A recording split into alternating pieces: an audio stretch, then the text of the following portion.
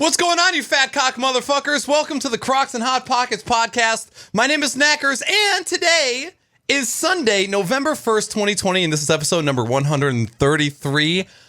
Who the fuck was talking at the beginning? I didn't know. I was turned. My wife came in the shower, room. Baby. You need close to shower. She needed to close the shower. It's go time, Jimmy. It's go time. I told her I was starting. What do you want me to do? She's taking a shower. That's What is she It's supposed fair. to do? It's okay. She's supposed to be naked after the shower? You would love that, wouldn't you? I would, but then I'd be worried about, what happened if, a Jimmy wife DMCA for boobies. Mm-hmm. No, she would have had a towel on. She just would have been, no, she wouldn't have come in here with a towel knowing I'm straight. Yeah. Anyway, sorry, it's my bad. It's okay. It's actually my wife's bad, but whatever. It is, but it's her bad on your behalf, and we'll take it. Thank you. Anyways, welcome to the show, everybody. It's good to see everyone. Of course, we have some lovely people on the podcast tonight, as we do always. So first and foremost, we have Mr. Jimmy's illegitimate son. How you doing today, sir? I'm doing good. Yeah, I'm excited to be here. We got Katie back. Thank goodness. I'm excited. I'm happy to be here. Yeah, as always. Good man. And also, of course, back from the depths of 8-bit slumber, Mr. MC Snack Hump. And how are you today? Thank you. I'm doing pretty well, actually, and I'm glad that you chose to display my appropriate title for the podcast. I just realized that you also have a shirt that is quite coincidental. I like it. It's almost as if there's some snake humping going on right here on my chest. Sponsored by MC Snake Hump. It's the best place for snake humping to be happening.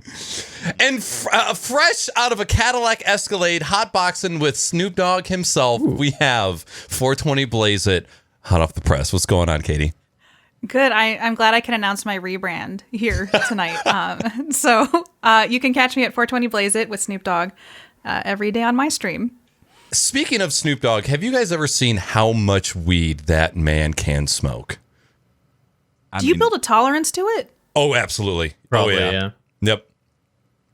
I've heard stories like legend. It's like if you were to put Snoop Dogg and Willie Nelson in the same room together in their prime, right? Prime smoking, like who would pass out first? I think you'd call that. I think at that point it'd be a steam. Yeah, it'd be a steam room, not just a basic room. It'd just be filled with smoke. Yeah, I don't know who I could put money on. I don't know who I'd bet on, Willie or Snoop. I think Snoop's got him, man. I'm sorry. I don't know. See, I feel like Snoop's got the game. Willie smoked at the White House, man. Are we going with 70s weed, which is like 50 to 60% THC, or are we going with 2020 medicinal weed that's like 99%? Are we waxing? We glassing, bro? All I asked was a simple question, and then this is what we get. Katie, what do you think? Who would it be, Willie or Snoop? They both smoke a lot of weed. Willie Nelson seems a little bit more like shy about it, so I don't know to the level he goes. So I'm going to go with Snoop Dogg because he doesn't care. Okay. He doesn't give a shit about anything, which is we need a lot of those people in our lives. A shit ton of weed. I used to know somebody who he would smoke every hour and a half, like a joint to himself every hour and a half. Like that's how much he had to smoke to have like an okay level of high. And then he got into wax, and then it was just wax nonstop. I don't know how people can smoke that throughout the day and then just be totally fine. Like obviously it's a tolerance thing too, but wax is insane. I'm not gonna lie. I don't know what wax is. It's like I think it's just a super concentrated THC, right? Yes. Is it the THC? I don't smoke weed, so I'm not an expert. I'm almost as much of an expert on weed as I am on Crocs and Hot Pockets, just in general.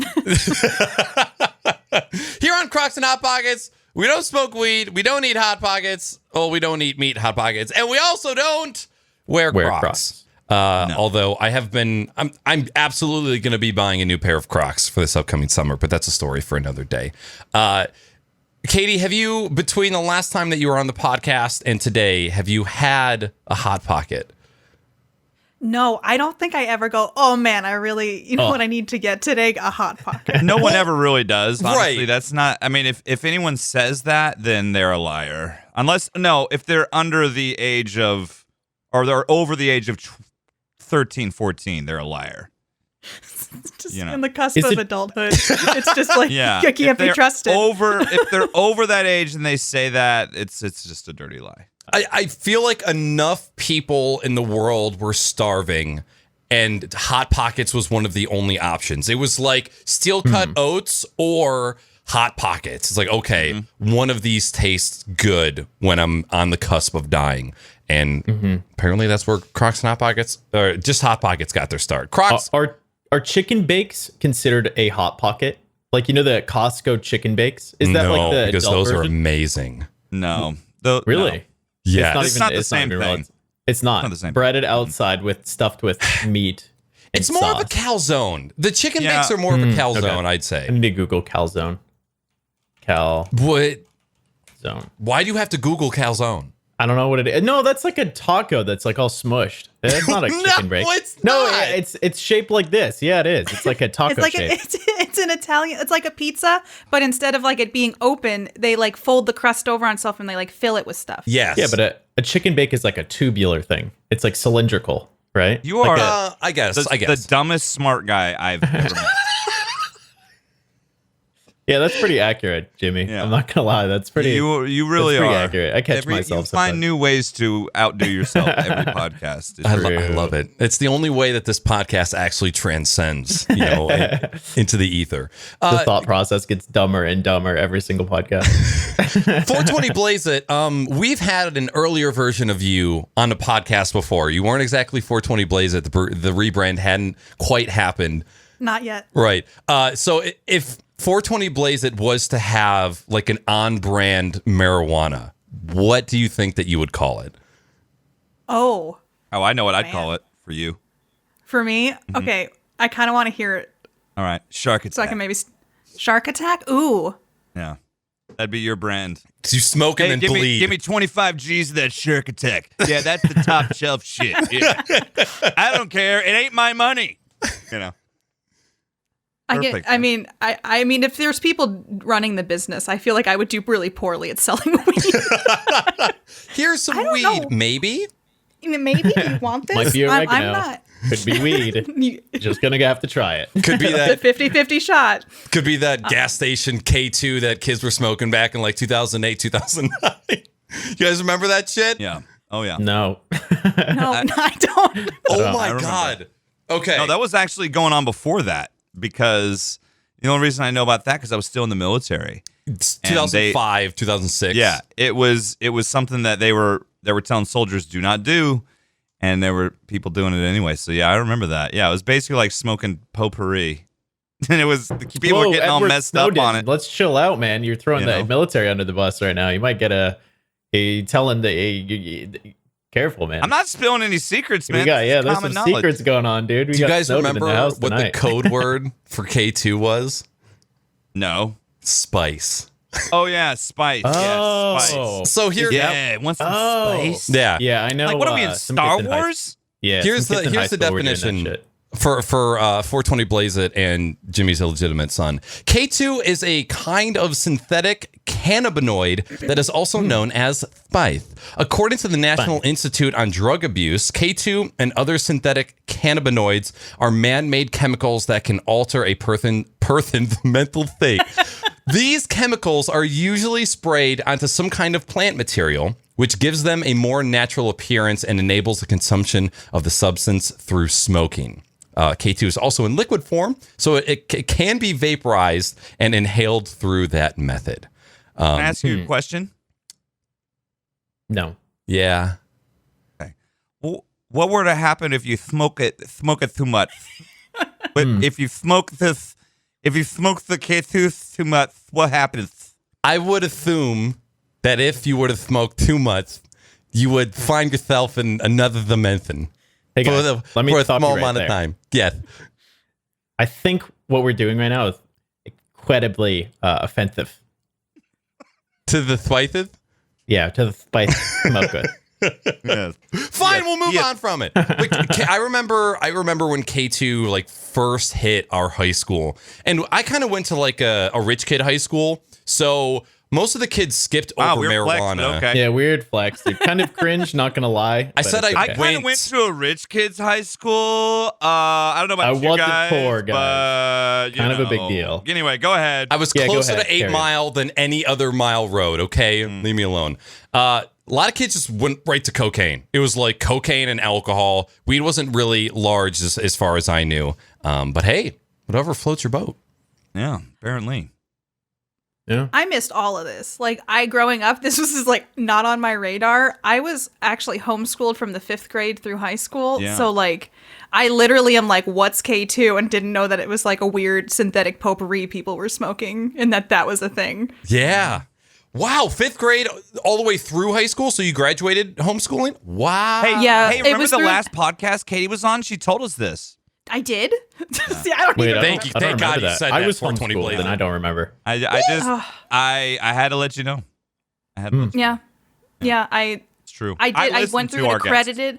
Thank you, You're Jimmy. I think I went through an accredited program in case anybody was worried. So I got like an actual diploma and everything, which I don't know why I feel the need to share that. Like I need to justify it. Like I swear I'm educated. It's okay, Katie. We understand.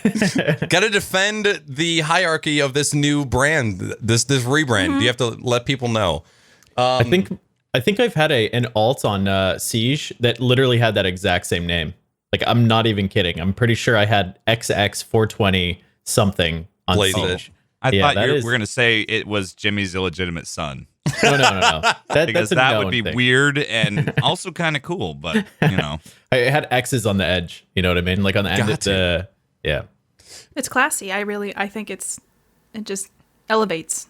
And for Everything. everybody wondering, I did not give Katie this name. She requested this. So I don't want anybody true. thinking that I imposed it on her. I said, Katie, what nickname do you want? And she went 420 Blaze It without even a smidgen of hesitation.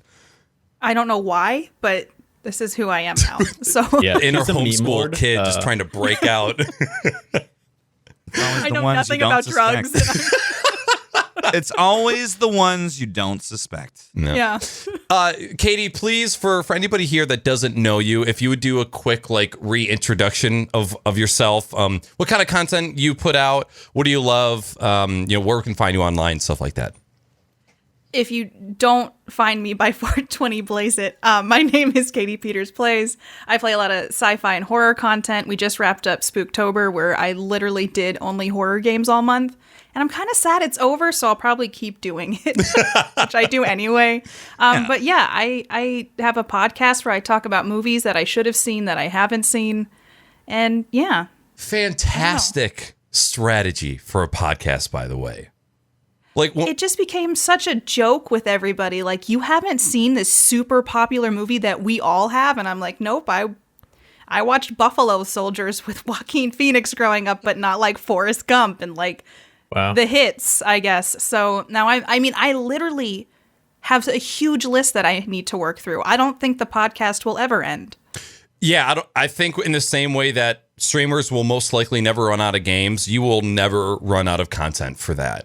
I resonate with your podcast very hard because I too am somebody who has missed out on a lot of movies and a lot of TV shows as well. Do you struggle to find time to watch them? Because I know editing a podcast in general is just, it's very time consuming. And I put very minimal effort into actually editing my podcast.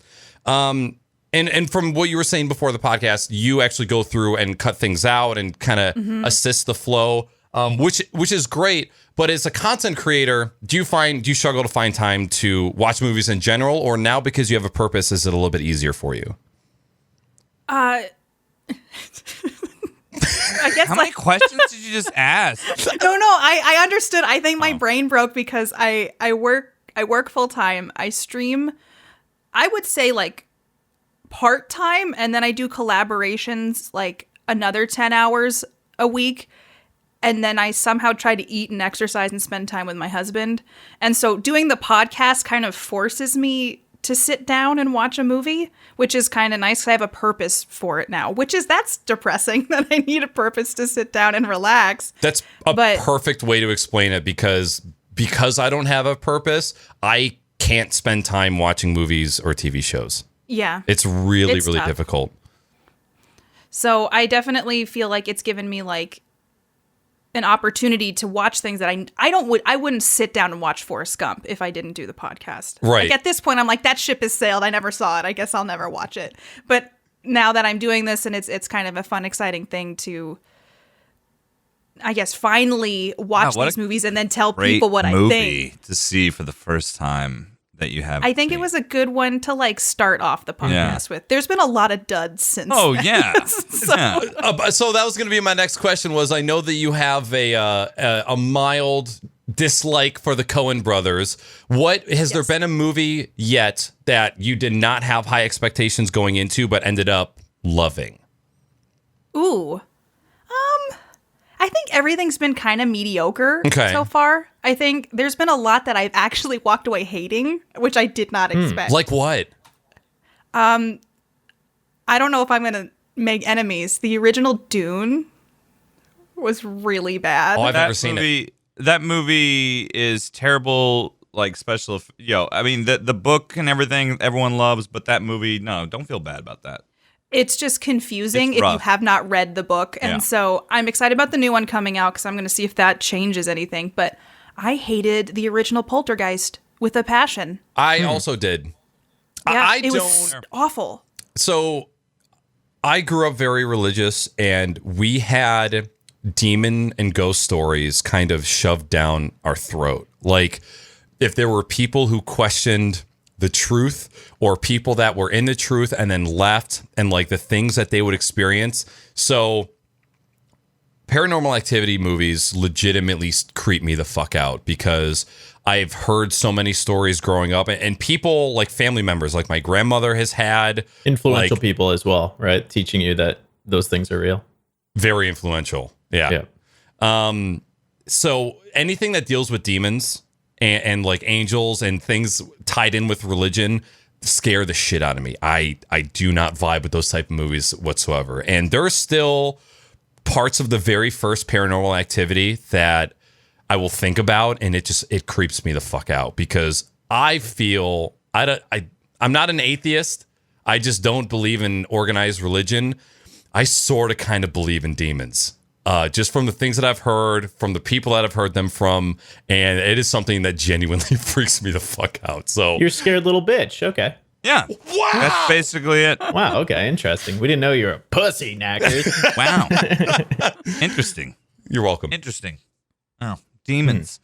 Now everybody's got the things that freak them out, and squirrels for Jimmy. Yeah, squirrels. I honestly don't. Cinema movies don't generally give me the creeps. Like they'll make me a little tense a little bit, but it's nothing like playing a scary game. Like when you're playing a game, I can watch any scary movie and have no issue. Interesting. I can't play any scary game and not have an issue. No way. Like when you're in control and you're the one making the actions, it's totally different. And that's kind of one of the reasons, because when I became friends with Katie early on, when we were on the stream team a long time ago, Katie's always hung her hat on playing a lot of scary games. And I remember in those early days too, seeing you play some of that stuff. And I remember thinking to myself, how do you make it through these you're freaked out sometimes and scared, and then you just smile like, all right, let's go to the next room. And I'm like, I'd be like, I'm done. I'm done. I mean, it took me 2.5 years to beat Alien Isolation. It's a long game, though. Beat that game in long. It is really long. Yeah. I just love horror games. I think, if you watch I have a highlight reel of me playing Outlast. That was the first scary game I ever played. Embarrassingly, that took me 8 streams to beat. It's not a long game. I remember watching you play Outlast. That's how long I go back. That's how long. Yeah. It's been like 4 years, Jimmy. Over 4 years. It's been a while. Yeah. It's been a while. It's been a while. Oh, DMCA. Oh, yeah. There goes the podcast. All right, guys. Got canceled. God damn it. Baby. Oh. Before we hop into what we're drinking and some of the main topics, Katie, can you give us a game that isn't mainstream scary, like Outlast or Amnesia? What has been one of your favorite kind of low-key scary / horror games? Oh, I play a lot of indie horror because like there's always like the big releases that everybody plays, and half the time they kind of suck. I think one of the ones that really got me, Visage was pretty good, but that one's kind of picked up a bit. Yeah, a lot of people are playing that now. Yeah, I've played a lot of just like individual games even this season. There's one called Hellseed Chapter 1 that really got me, and then House on the Hill Satan was Seaman. really good too. And so those two I just found randomly on a rabbit hole on YouTube, and I'm like, oh, I'll play these, and I could finish them in one session, and they had some really good jump scares, and I thought the story was interesting, and I don't know, I find like indie horror is kind of better than AAA. big AAA horror. You said Hellseed. What was the second one? House on the Hill. House on the Hill. Okay, my girlfriend loves spooky games, and she is a huge indie game fan. So Yeah. I've been trying to like reach out to people that I know play horror games and see if there's things that I could pass along to her. I would like to segue briefly into one of my topics just because we're talking about this and it'll only take a moment. And that is to mention that I just finished the Resident Evil 3 remake. Ooh, that's a good look for you. Like that? You should be used to that one. I heard that the audio is better the further How back would I- it gets. Yeah, it does. You would know. It does. You keep going back. It actually hurts my Resident jaw Evil- to open up any further. Sorry. Go ahead, Jimmy. No, you're good. No. We already Anything knew else that, about actually. you want to talk about your jaw? You want to do some jaw exercises, some stretches on your You know, I could tell some oral stories. Okay. Well, that's why we have a podcast. I mean, not now, but That's why we're Oh. here. I could. Oh. Go for it, Jimmy. No, I was just gonna say you were talking about AAA games, Katie, and I really loved Resident Evil 7, and they did the first person that was totally different, totally new. Like I love that game. I thought Resident Evil 2 remake was really good. I thought Resident Evil 3 remake was okay. It was kind of like it's like oatmeal, just oatmeal. It's oatmeal. Like it'll get you there. It'll fill you up. It'll warm your belly with the hot, warm oats. Belly oatmeal. But at the end of the day, it's not an omelet. It's not fucking, what is the eggs that you make, Neckers? The Eggs Benedict?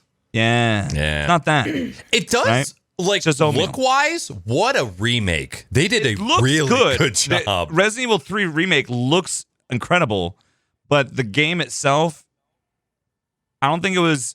It has jump scares in it, but it doesn't have the same tension that the first one, this Resident Evil 7 or 2 remake did, in my opinion. And it was shorter and just, I don't know. It was just okay. It was good. I had fun, but I guess I would say I was a little disappointed with it, a little bit. I don't know. That's all. Did you play it? I did not. I started RE2 and I don't know. They don't feel like they're for me. I liked RE7 a lot. Yeah. I think RE7 was on its own division. Yeah. Yeah. I'm excited for 8 coming out, but I just think like the older games, the remasters look really good. But Maybe they a have little they have the archaic like gameplay choices that Yeah. you have with the limited inventory and the clunky tanky kind of controls still, even though it's a remake, it's still the same sort of stuff. Anyway, I know that us talking about this right now would be like those yahoos talking about like Siege or fucking Rocket League or some shit. Don't right you now. talk So shit about I'm Rocket League! I'm kind of enjoying No, this. I played that Resident Evil 5. That was a great game. But I didn't play the old ones because I'm not a boomer. Shay. Adults are talking. The adults talking. Yeah. Okay. So before we transition into another scary game topic, because this is a conversation I'm very interested in having. What are we drinking tonight? And 420 Blaze It, I will let you go first. My friend gave this to me like a long time ago because I'm not a big fan of beer. And she's like, you just haven't found your beer yet. So she gave me a Belgian lambic raspberry beer. And it literally lambics. tastes like Lambics it are tastes like sour. juice. Yeah, it's Yeah, like a lambic sour should be a little beer. sour beer. Yeah, that's And I that's think a I lambic like style. sour beers. So I was about to say that's Jimmy what could it's all probably put you on the right path to find, because I'm somebody that believes that as well, but I think there's a beer for everybody at the right time in their life. I don't think there's a beer for everybody, because there's this beer soulmate. yeah, I think that you could not have convinced me 5 years ago that whiskey tasted good. Whiskey, Scotch, they all tasted the exact same. Dude, hold on. Terrible. 5 years ago, you know what I told you about whiskey? I said eventually you're gonna like it. Right. I You will. agree. Your taste buds changed. It's medically proven. And it's funny you say that, because I'll just transition. I'm going to flex right into my drink. I picked up Trusty Oh, Jesus. Pabst Blue Ribbon. I can see it. Okay. And this has been a favorite beer of mine for like a really, really long time. And it's not good, but it's always been there for me. It's always tasted the same. I've like the amount of beer pong games that I've won with PBR. Like it goes way back. I picked up a 6-pack, and this tastes like actual asshole. I do not like it at all. Like skunk. Yes. Skunk beer. And I'm praying to God that this is a skunked 6-pack. Like it's actually just a bad 6-pack. It is. Yeah. But I have a feeling that I'm going to buy it again, and it's still going to taste like butthole. And I guess I'm okay with that a little bit, because there's so many beers in this life that are delicious. But I'm kind of sad that my body doesn't like this urine beer anymore. I'm kind of sad about it. Well, I mean, there's other things you can drink now. yeah. You But don't have to nothing drink has the total tinge shit. of urine like this does. You know, PBR was the first beer I ever tried, and Okay. it was warm, Ooh. and it has stayed Scarring. with me. Yeah. I PBR is like literal skunk beer. Yeah, and that's totally fair. I will never say, "Oh, you've never had beer? Grab a PBR." Like, no, that's the last thing. But it's like you can't tell like an It's your 80-year-old gateway pick. Vietnam vet that Natty Ice PBR is is bad. only good if it's ice cold. Yes. And that's it. which it is right Otherwise- now. And if you're really it's ice fucking cold, drunk. if it's ice cold and it's not skunked, it's tolerable, but it's basically like drinking a Natty Ice or a Lone Star type beer. Yeah. You know, I mean, But on the other hand, I asked for the Woodford Reserve, and I forgot to specify that I wanted the double oaked Woodford, and so I just got the regular Woodford. This Single one oaked. doesn't have, yeah, it's like half oaked. It doesn't have as much of a bite to it, but it is still incredibly smooth, and I enjoy it. But now that I've had the double oaked, I'm like, oh, that's the good shit. Yeah. I've been So you're absolutely into loving piss whiskey. and tree taste. We'll just get that. Let's clear that up. That's Yes, what you urine just and dirt discerned, is yeah. what I'm going for lately. I'm gonna go next because I can't wait to hear Casey's note tonight. Which, by the way, I don't know. To fill you in, I know Katie. The last time you were here, did Bishop read off of a note that Casey had written him about what was in his drink? I don't remember. Okay. Well, pretty much every podcast since, she has to write a note to explain what's in his drink, and just hands him a drink, and he, so I've yet it's to make usually my it's own one of the drink on this highlights of the podcast. show. Yeah, It's one of the highlights. I'm so low effort when it comes to this podcast that I don't even make my own drink. That's where we're at. I'm having some box wine, which I'm gonna go refill in a minute, and some the leftover White Claws I had. Like, I forgot that I still had a 12-pack in the back of the fridge from like September, and I was getting ready to go to the store to go get some beer, and then I was like, man, we don't feel like going out because COVID. And two, I was like, I'll just be cheap. I'm just gonna drink this White Claw. But it is delicious. It's not bad. Baby. It's flavored water with alcohol in it. So it is what it is. So a little box wine because I'm classy, and some White Claws. So I kind of feel like a suburban housewife right now. Yeah, I was Like, about to say. Yep. Where's your Escalade? I'm feeling like, is that the energy that I'm putting out? Yeah, you need, little need like bit. a juicy couture suit, like jumpsuit, where it says juicy Yeah. across your ass. And you need to have like 6 nail appointments a week, and you need an Escalade or a Suburban. Like those. Also, book club. Yeah. Oh my god. Yes. Yep. Yes. And Uggs. You need to be wearing Uggs. That's like the full look. Yes. The live, laugh, love sign. Yeah. We got that over the hearth. Where's your headphones, Jimmy? They're right here. While I'm on the podcast, I wanted you guys to see that I actually have hair. Okay. Unlike some of the people on the show. It has. I'm offended. The hair is transported from my head to my. Taint. No, Paint beard. I was just trying to make it so there was I wanted you guys to see I no longer have quarantine haircut. I actually have a little bit of hair now. Couldn't you have done that without insulting me and my jeans from my father? No, it's just way more fun. Yeah, That's it's fair. way easier to throw someone else under the bus. Well, speaking of throwing people under the bus, I need to throw a game and an entire developer company under the bus. What? Hey, what the? I didn't even get a go, dude. Oh, I'm I have so my sorry. list ready. You see, not this sorry. Yeah, that's what it was. He threw me under the bus before That's he what went happened. on to the next subject. Katie, you saw it great- firsthand. Yeah, I did. Great I- segue, by the way. Good job. Hey, can we get 3 claps from us 3? Katie, you ready? There's 1, 4 2, of us. 3, Jimmy? How fast is and this? There's 1 4 of us. and a 2 and a 3. Wait, were we supposed to do 3 at a time? I'm canceling. I'm canceling the bird thing. I got it. No, we're not No, canceling no. the bird Boom! thing, I especially got- because I Katie's got, a like, good one. 50 Katie's got a good emails. one. I got 50 emails from bird rescue people saying that we're being incredibly offensive and we're canceled. You know We're what? canceled. You respond canceled. back and say that we're raising awareness. Yes. That people are thinking for of bird birds people. now. Yeah. Yeah. We're Can I read raising my awareness. thing first before we do the bird thing? Yes. Yep. Oh, yeah. Of course. Take a sip first. So I have a beautiful Rubora's, I think, chai latte, chai concentrate, honey vanilla syrup Hold with it higher. cream. And then we're going to flip the note over. Oh, shit, you guys can't. Thank you. There it is, little mason jar. Okay, so here's the notes that we have. We have 3 of them today. Casey, thank you so much. The first one's going to be dedicated to Katie.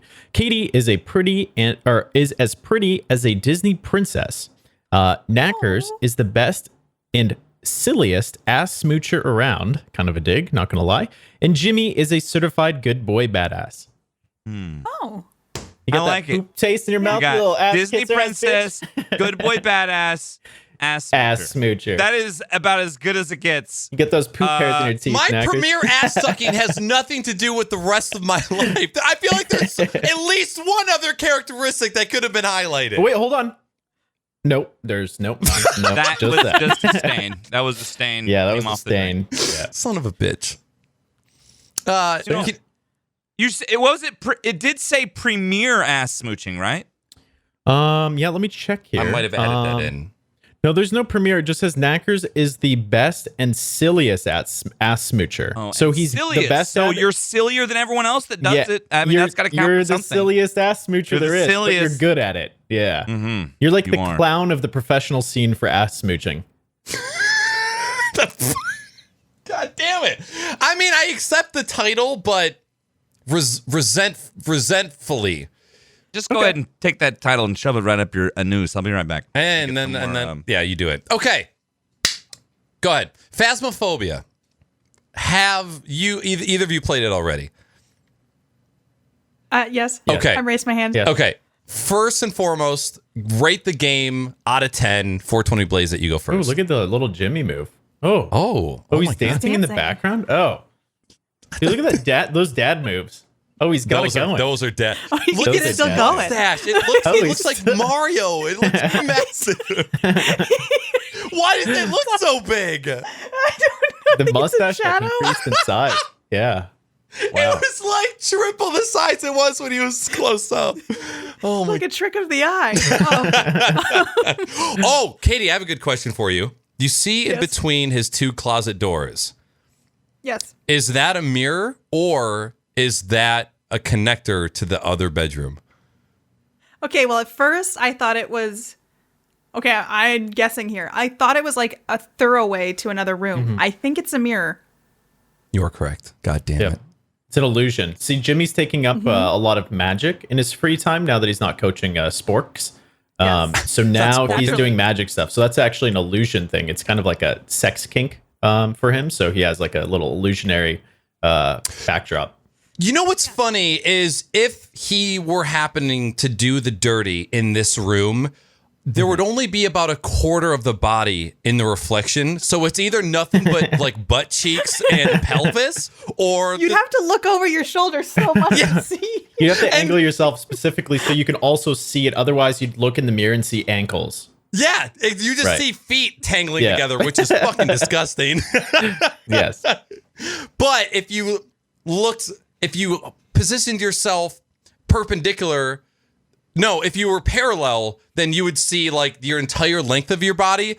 No human looks good from this angle because you just have parts that protrude. So it would be like top of head, maybe some tits on the dude, maybe some boobs on the girl, and then belly. Not a flattering angle whatsoever. And then That's you get two definitely of those on dressing top near, of each yeah. other. You know, just I see what you're doing there. conjugating. Yep. Conjugaling. Which one is it? Who knows? I'm not a scientist. But just rubbing together. No actual friction. intercourse. There you go. Thank you. Yeah. Thank you. Speaking of friction, Phasmaphobia. 420 Blaze It. Right out of 10. You know, I want it to be better than it is. I think it's fun with the right people. It's a 5, maybe a 6. Can I just say, I hate that. It's not even reasoning. It's an excuse for a bad game. When people say it's fun with the right people, that pisses me. It's nothing against you, 420 Blaze It. I feel it. I can leave if you want Yeah, me this to. is a No, personal attack. it's okay. Yeah. It's all right. As the bailiff of this podcast, that was a personal attack. Knackers, I want you to apologize to 420 Blaze It. I apologize. And I've written out my apology in Weed Leaves. There you go. I accept. And I roll up the... I don't know. Roll up the rim to win, maybe? Yeah. But I agree with you, Knackers. I also agree with 420 Blaze It when you say that it is a shitty game that you have to have good friends to play it with. But even with good friends, you get exhausted after like a few rounds. You're like, oh, okay. We went in and we took a few photos and we left and we're like, oh, okay. We're going to go in and do the same thing again then? Or is there anything new happening?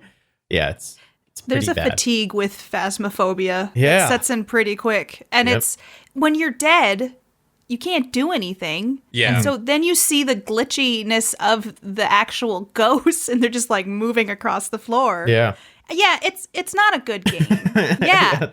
I think it has novelty, but it's not. I will say, if you play it with the right people, you can do more than 3 rounds. I know it's kind of an excuse, but like I can't say that I'm like raring to play it again very soon. Okay. So I kind of wanted to just have like an honest conversation about this game because as streamers, content creators, as content consumers, we are mildly influenced regarding other streamers and their experience with games. And I did a really good job of not trying to look at anybody playing this game whatsoever. So when I started it up for the first time, I knew absolutely nothing, which is the best way to go into video games. Everybody had already been raving about the game, and I took it a step further and played in VR first, and then switched over to playing Pancake or 2D.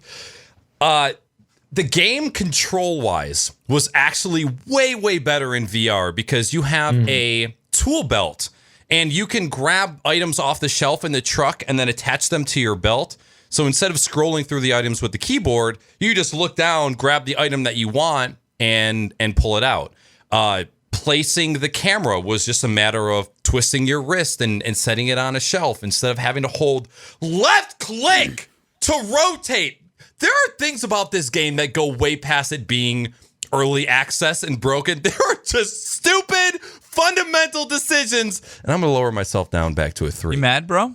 I'm a little mad because I hate when mediocre games are blown up by Twitch because they're played with the right people when they're actually just bullshit alpha early access games. I mean, I think the cool thing about the game, and it's not a game for me, I could just tell by watching it. It's just not. But I think one of the reasons that it's cool is that it's unique, and one of the things people are really looking for right now, especially in the COVID era, is new fun ways to interact. And even if it's a broken, janky mess at times, it is a new way to interact. And with it was like the perfect storm. It came out, or became popular around the Halloween month when people were, I don't think its success is going to live on for a long period or anything. I don't like this. We were having a whole shitting on the game parade, Jimmy. I don't like this this old man wisdom bullshit attitude. coming in here. This is some bullshit.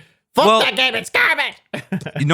I'm not gonna play it. It's just not something for me. I watch people play it, and I've seen plenty of streams of it. But it is a $60 game because you need all of your friends to buy it. So everyone has to spend $15. Otherwise, the game fucking sucks. So yeah, it's heavily reliant on having 3 other friends play it with you. And if you play it with randoms, it's just kind of like, okay, it's literally another VoIP simulator. I like the idea, but maybe it'll go somewhere. But I feel like it's way too early access, especially like if you watch like the killer, I guess, or the zombie or the dead person move around. It's like standing still, and then it's like. All movement is all like super fragmented animations. Yeah, it's terrible. I am all about a janky game being fun with the right people. And I gave the game a chance just like I gave any other game a chance, but there is like a minimum threshold of early access game, and that game was like 3 clicks behind it. Like, it was so unfinished. There are so many features of that game or mechanics that are amazing. Being able to use VoIP and the ghost or whatever being able to react to things that you're saying, fucking awesome. Ooh, yeah. You being able to die, but not fuck with anybody afterwards, even though you're a ghost, like you're on the other side, that was kind of sad. My instinct when I first played that game was walk around, open all the doors, open all the drawers, find things that would be laying around. And there's one item, and I don't want to spend too much time talking about how the game is played in case anybody else wants to go and play, but it was just so empty. It was like a shell of a game. It was so unfinished, and there were so many things that they could have done, but they were like, oh, it's Halloween, we better get this game out so people like play spooky games during Halloween, and it kind of just let me down a little bit. It's fair enough. I get what you're saying, and I'm not trying to make excuses for the developer or anything. I just the point I'm trying to make is because of the state we're in right now, and it's right before the dearth, that's a good word, of titles that are about to be released here this holiday season, as well as new consoles and everything else. Even though they rushed the game out, where it definitely needed more time to work on bugs and things, it was a business decision. It was a calculated risk, and it paid off for them. And that side of things, I respect them. Surely those developers knew when they released it in the state that it was in that it wasn't ready to go, but they also knew if they didn't, they were going to. I mean, that's the business side of video games. You got to think of it like that too. And if you were in those shoes, would you not want to make the same risk, knowing that, hey, we can, fix some of the things that we're having issues with later? Let's go ahead and do this now because maybe they need those funds for whatever the next title they want to produce or whatever. I don't know. Sure. I mean, I'm not trying to make excuses. I'm just in this particular situation. I feel like because this isn't like a AAA company, right? It's by Kinetic Games, but I don't know. Yeah, I don't know think either. they're big time. I don't think they're a AAA company developer. So wait, don't they make I would Call of imagine Duty? Kinetic? You shut up. Oh God. I think I would. I don't know for sure because I haven't taken the time to research this, but just spitballing here in the situation where it's a I have no sympathy for people that have been working on something a long time. They set a release date and they're funding, and then they release a shitty product. Take the approach of let's just keep delaying it until it's right in that case. But for an indie developer where literally you only have certain windows you could even launch a game. You could have a great game, and if you launch it the wrong weekend, you might be screwed. You know what I mean? I mean, that's kind of one of those things too. So I'm not really sure where I was going with this. I guess what I was trying to say is maybe I'm getting soft. I'm getting soft in my old age, man. You might be. Not so critical. Yep, that's what I got out of that whole. Is that what you did? Yeah. Okay. Katie, one of my reoccurring topics on this podcast and kind of on my stream is talking about how I used to be really, really easily influenced by other streamers, their first impressions with the game, and how it influenced my first impressions of a game. Do you find yourself easily influenced by friends? Like if a couple of your friends said, Phasmaphobia sucks, don't play it, would you still go and play it? Or would that rub off on you? I don't know. I kind of feel like I do a lot of my own things. Like on my stream, like I don't really play a lot of the Hype. hit stuff at the time. Yeah. So like sometimes like very few first run titles I think I've ever seen you play. Yeah. Yeah.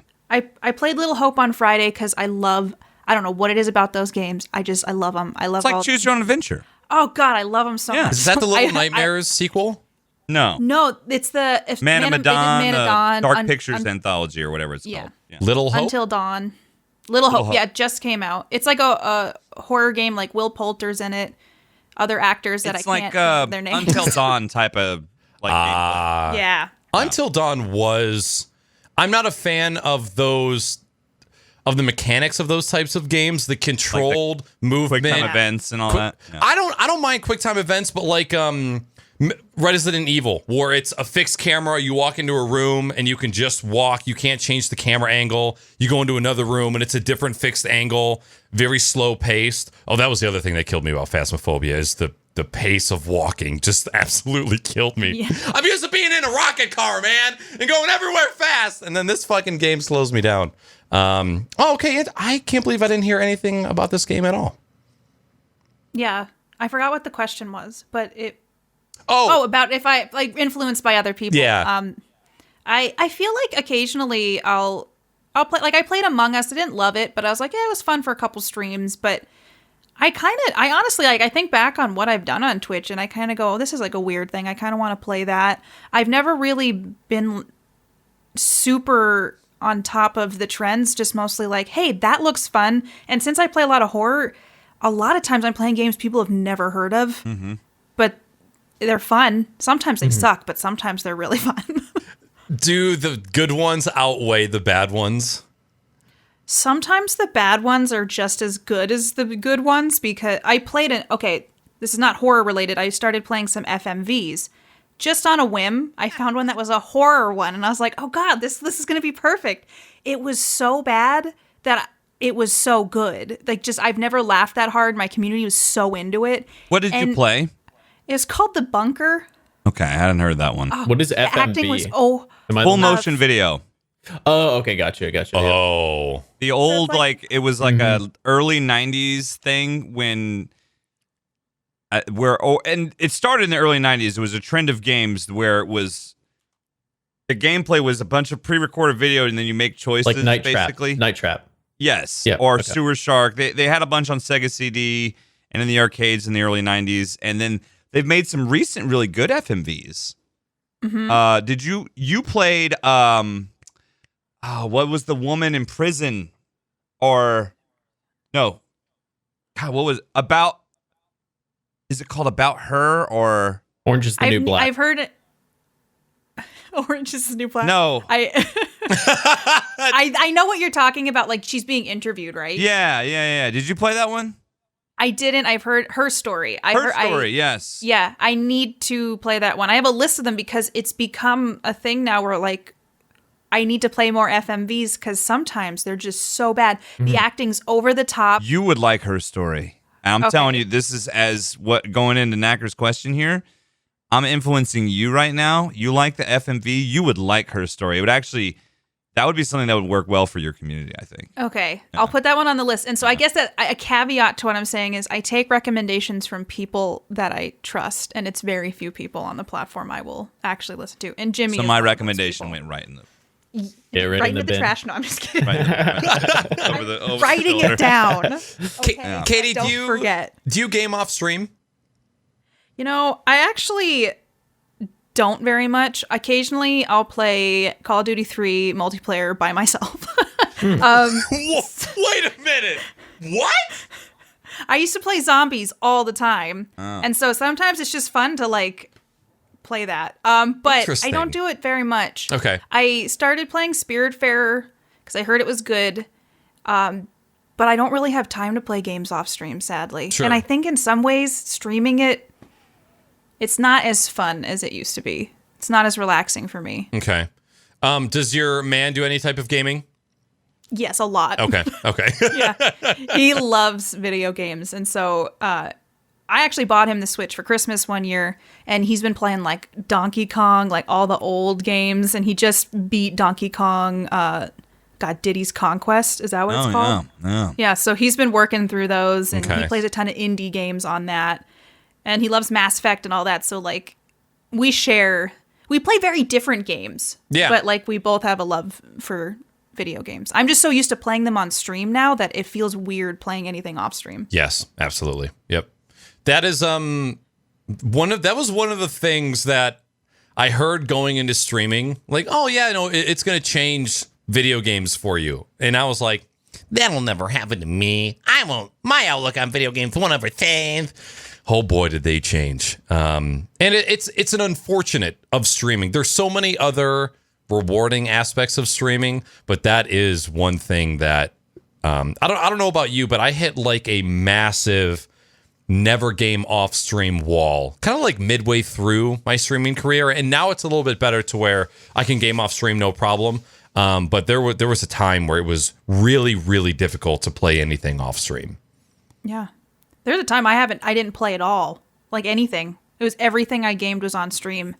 And a lot of it does come down to time for me, but then on top of it, if I'm having the ability to have some free time, I'm like, I'd rather watch TV with Mark, or I'd rather like go on a walk, or like do something instead of play more games. Sure. And so I think part of it is just fitting everything in.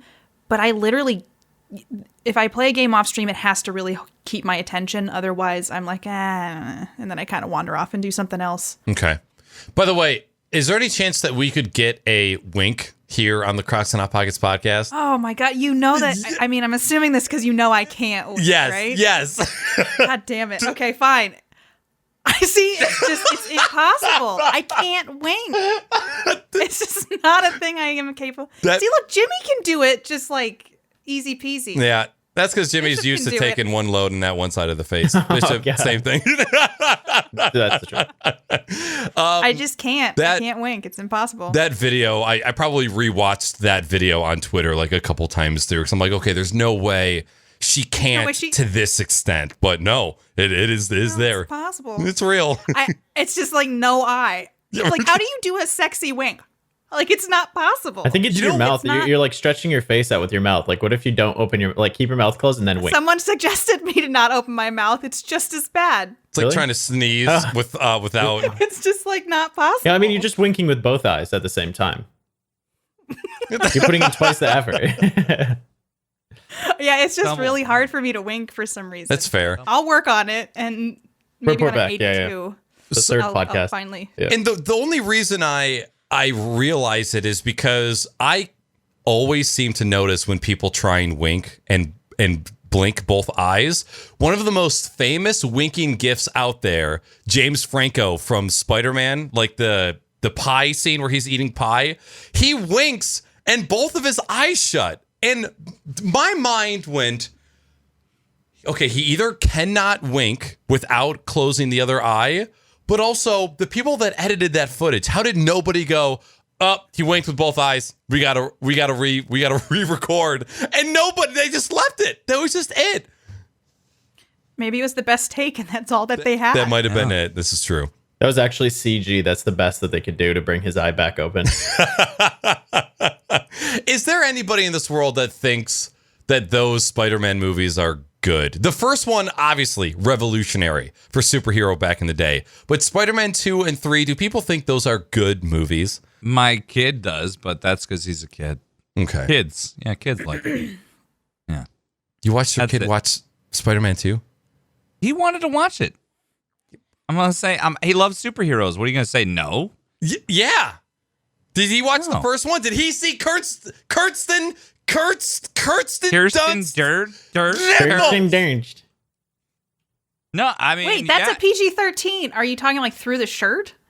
I mean, our kid, Oh. he's a very mature kid. We let him watch It's like PG-13. you so. watched a very different Spider-Man. No. And if there's anything that's like kissing or whatever, he looks away from the screen anyway, so it's no big deal. Maybe I watched Spoomer Man or Spuder Man. And I can't remember the name of it. But anyways, the only thing that I want to say about Phasmaphobia is I don't want to seem like I'm just we're going all the way back around. I don't want to shit on the game, but goddamn was I let down. Concept wise, fantastic. I can't wait to see where the game goes. I don't want to seem like I'm just shitting on it aimlessly. I hope that it grows. I was let down. He's crawdadding bad right now, man. He's just crawdadding He can't out just of let it all go. of his comments. Yeah. Like, I just want you guys to know, if you're going to send me some hate mail, I really don't hate it that much, but, you know, I had to pretend. He's afraid of that I hate concrete it. opinion. He's just Yeah. I'm good. Yeah, I need to. I'm just Guys, gonna I Adverse hate though. it, but I don't hate it, guys. yeah, guys. Don't Rewind. come at me. I Don't come at me, guys. don't hate it. rewinding 15 seconds. What the fuck is a crawdad? You know what a crawdad is? Yeah. No. A crawfish, a crawdad. And crawdads, when they guys. go, and if you're crawdadding, you're backing up. It's Got a children. southern saying. Yeah. You're backtracking. Crawdadding is backtracking. From your, I'm not going to allow that word ever again on Well, this it's a podcast. southern thing, and I will say it anytime, as many times as I wish. Are you Crawdad. even Southern? I was born in Texas. That's southern. Yeah, there's water there. I live in Texas. Do you know? I've lived in Texas most of my life. Does that not count? Is there such a thing as craw momming? Or craw sunning? You're an idiot. Hey, No, I- Knackers, did you know that there's ocean beaches in Texas? Listen, I just There want are. to know how long it would take to dig to the ocean. Okay, that's the only question I'm considering I'll at work this on. moment. I will work on that. I This will. reminds me of the Arizona thing. Knackers didn't know that it got cold at night. That's not damn it, man. true. I didn't know it He got did. that Yep. cold. Go back and No, editor. he- Go back and It clip snows in some parts of Arizona. He has no idea. Yeah, he has has, no he idea has there was even literally snow no there. idea. He's like a I can't defend a myself racehorse. on this one. He's like a racehorse. He's Michigan, the UT, Upper The Peninsula. UT? You mean the UP? Yeah, the UP. He's just cruising around, little jet boat. Just glassing, dude. So I was gonna kind of segue right into the DMCA topic because there is a lot to kind of unravel there. Do any of you feel like we need to spend some time on the whole cyberpunk story, or is that just kind of a flavor of the week type of topic? I think that's more a flavor of the week. I just wanted to mention it just because I wanted to. Can I break that one down? Because Yeah, that yeah, was go kind of for the it, one that was basically so Cyberpunk. The developers put out a comment that they delayed their game in like what 3 more weeks, right? They delay it 3 weeks more because they're putting it out on like all the current gen platforms, the next gen platforms, plus PC. And they just were like, we need 3 more weeks. And then I guess all these developers, like their families and family members, were getting like death threats and shit because the game isn't coming out. Oof. And I know that's a very small portion of the population, I'm sure, doing that sort of thing. But I do think it's absolutely insane that people are that entitled to think because a video game is delayed, they've got to threaten the life of someone's. I'm like, how? Yeah, I feel like it just blows my mind. Yeah. Like, I feel how- like it's a theme with gaming, right? Like people on the internet in general ended within gaming. Like there's so many times that, we've seen on Twitter with anything, people getting death threats over just stupid shit. I feel like the government to a certain extent needs to start taking some of those seriously. I don't think that anyone's actually been killed over that. I know that there was a guy that was playing WoW a few years ago that someone gave him a death threat and then showed up at his house like 3 hours later over a piece of loot. Could be like but I feel like a lot of people don't have the capacity to actually understand like the scope of what they're doing and what they're threatening. And like it's crazy because like to find someone's family members, right? Who the developer is, who works for them, who the family members associated with them are, contacting them. You think during that process they'd have like a little bit of a thought in the back of their mind that's like, hey, maybe what I'm doing is pretty fucking stupid. But instead, like you have these people that just have no capacity to do that. And I feel like it's kind of like the DDoSing bullshit, right? The second that people started going to prison for that kind of behavior, people were like, whoa, okay, maybe we should stop doing this shit. Like, I'm pretty anti. Like, I prefer to not have the government get involved in a lot of stuff. But like, I think at some point, I mean, obviously that's just like extreme, right? Like, the game was the point delayed. you're trying to make is that someone needs to step in. Yeah, and yeah. if they don't, then these type of things will continue. Yeah, and it should. They it's need just like to make stupid behavior, right? Like, where did this all begin in the first place, and why is it a thing where people are like, "Oh, it's cool to just like hit up people when I'm not feeling good and tell them I'm going to kill their family members"? We should have skipped this topic. The ultimate.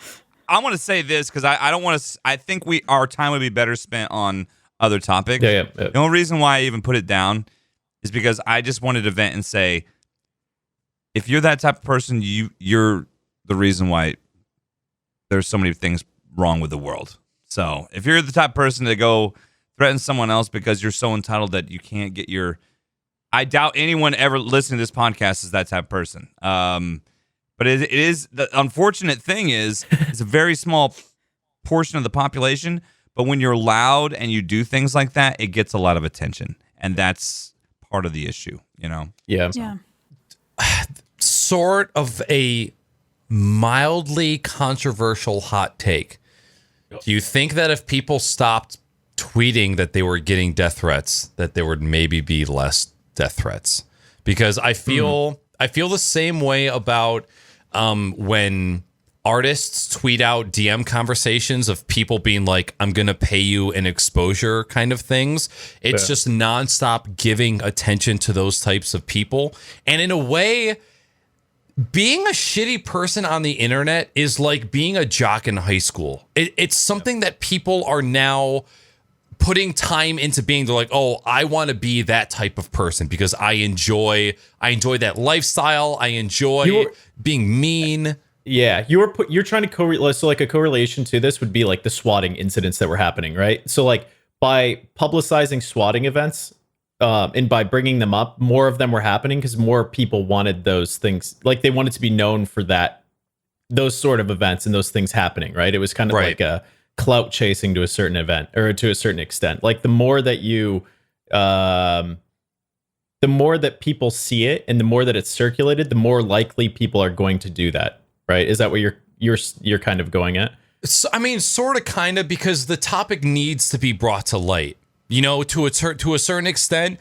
But I feel like we've now gotten to the point where it's so easily recircumvented throughout our community that it's now like, oh, this gets a lot of attention. I feel like this is probably something that I should do. It's just there's no solution, right? Yeah. There's no solution to that, and it's just a shitty situation all around. Look, I'm gonna make it as simple as I can make it without making things too political and whatever. But this conversation directly, that's why I feel bad that I even brought this up, because it don't feel bad. Ties into, well, it feels bad because the other avenues is. The reality is this. Whenever if you are trying to get coverage or media or stuff, if you're really antagonistic and you're even if the things that you're saying are not true, it gets attention and it gets the spotlight put on you. And there's a lot of people in this world, including the highest offices of the land, that use those kind of tactics to get attention to what they want. And so, and I think in this sort of situation we're talking about, it's the same sort of thing. It's like, and it's unfortunate and it's sad that there's just so many dickheads out there that feel like the world, everything is owed to them, and I hate that, man. I hate that about especially in America, I hate that about our society. And just, there's so much selfishness here, and nobody, there's so many people that they're always just looking out for, what's happened to me late. Like what have they done for me lately? And if, I don't know, I think I hate that anytime there's a game delay or that anytime there's something, people want to take to the internet like with the pitchforks and just cause chaos when it's like, man, they're going to make a better game. Yeah. Right. When has a game been rushed that it's been any good? If the developer says it needs more time, Give them more time. People feel like it's a personal attack by the developers whenever a game is delayed. And I think how many people do you think are working on Cyberpunk? Probably hundreds. Yep. Yeah, I'd say maybe even thousands. Maybe maybe past 1,000. I mean, Yep. there's got to be a ridiculous amount of people involved in the making of this game, and so these things take time. Do you guys to create a world like? Yeah. Do you guys remember GTA's release, GTA 5, when it was released on, I think it was Xbox 360, and they rushed to get that out the door? I feel like, and I don't know if we talked about this on the last podcast, but maybe where we can segue this conversation, because we can't solve the issue of the way morons behave on the internet. But like, I feel like COVID has brought a lot of delays that will be positive in the long run, and we're now not just throwing games out and then fixing them, right? Like that was like the strategy before, was like output as many games as possible, and then we'll fix them and patch them until they're good. I feel like COVID, now there's kind of an excuse for developers in a way to be like, okay, people are under a ton of stress. We don't have enough man hours to complete small projects. Things are getting delayed that usually regularly don't have delays. I feel like we're now, like, even though these people are getting pissed off, we're in a place where like WoW got delayed. WoW was delayed by like a couple months, I think, until the end of November now. And for me, I'm just like, great. This is awesome, because when it's released now, I know that they had just enough time to complete projects. I know that that the game is going to be somewhat polished, and it's not going to release and me get an immediate negative or sense of negativity towards the game because things aren't working. And Grand Theft Auto 5 was a perfect example of that on the 360. The online feature was terrible. I don't even think you could get on for like the first 3 weeks. It wasn't even maybe they delayed it. Yeah, it was really bad. And then the game didn't work. The cars were getting deleted out of your garage. Like, you would customize a car and then it would just disappear. There's so much stuff with GTA 5 that was a shit show. I think that's one of these positive things that has come out of COVID, is that, and across a bunch of different facets, like even in the tech world, like delaying products has actually potentially led to a new world of us just being okay with things being delayed to a certain extent. Like, I feel like the people on this call are like, it's not a bad thing. Like, maybe it'll be better when it comes out. The other thing that I just thought of, and if nobody has any other topics we can wrap this topic up. I think about all of the game developers that can now work from home and just like 9 a.m. roll the fattest blunt and then just game design to their heart's content. Like, I think of all the people that are just like, oh, I'm at home, I'm in my zone, I've got my my Funko Why Pops. did the zone have to involve drugs? Wow. What happened to don't do drugs? Drugs are great. I think drugs are awesome. When have we ever been anti-drug? No, I haven't. I was asking. You were saying the game developer rolled out of bed and they had to roll a blunt. Maybe they don't have. Maybe they just get some fucking milk and cookies. I don't think developers smoke weed very often. Maybe they just want some fucking oatmeal. Adderall, all right, and have a Red Bull. Do you think every game developer has a drug addiction? I don't think it's weed that they're doing. I would say that it's Adderall. Cocaine. Yeah, it's probably cocaine, Adderall, fucking Red Bulls, and Bang Energies. Gamer fuel, G fuel. What I was attempting to illustrate, was that I'm sure that there are some developers out there that feel way more comfortable in their own space, possibly with marijuana or cocaine or shrooms or whatever, and in that or aspect. Butt plugs. Or butt plugs or ass munching. Who doesn't love a fucking good brownie from the ass? What I'm trying to say is that there are probably a lot of people that went home and were like, oh, now I'm in my own comfortable space. And the shit that they're going to create is going to be even awesome because they're not sitting in the office with this weird fucking Google open office with no cubicles and no walls. And there's hammocks and shit. And there's like a co-ed fucking locker rooms and all this weird shit. Working from home is the shit. Because you can smoke marijuana is the point that I'm trying to make. Well, that's not why I was going to say working from home was the shit, not smoking from home was the shit. I wanted to say the reason why it's the shit is you can go to work in your pajamas someday. I know everyone says don't do that, like get dressed like you go to work. But some days I just want to be in my pajamas and be drinking a Bloody Mary and typing up lessons. So when COVID started and I was, they like sent everyone's fucking home, I was in my pajamas recording history lessons in my pajamas, drinking Bloody Marys at 9 a.m. like Monday through You Friday. literally just Oh my made God. fun of me for the assumption that I made and then literally confirmed the thing that I said with your own personal You just weren't very story. inclusive of I other wasn't things. smoking weed. It was Bloody Marys and pajamas, not weed. It's a substance. Dude, I'm just interested in the drunk history lesson that these kids are going to get in school now because of Jimmy drinking Bloody Marys. It's going to be like No, they were good. They were really good. They were really good. Have any sober teachers reviewed these lesson plans and Yeah, they were confirmed great. whether They were they're all good or drunk. not? They used them, so obviously, because I recorded them, they were like, "Oh, thank you." So that was one less thing they had to do. I'm I just gonna sent it to them. I'm gonna chalk this up to you might have not been listening to me, like really listening. It never happened. It's fair. I'll allow it on this podcast. I will allow it. Okay.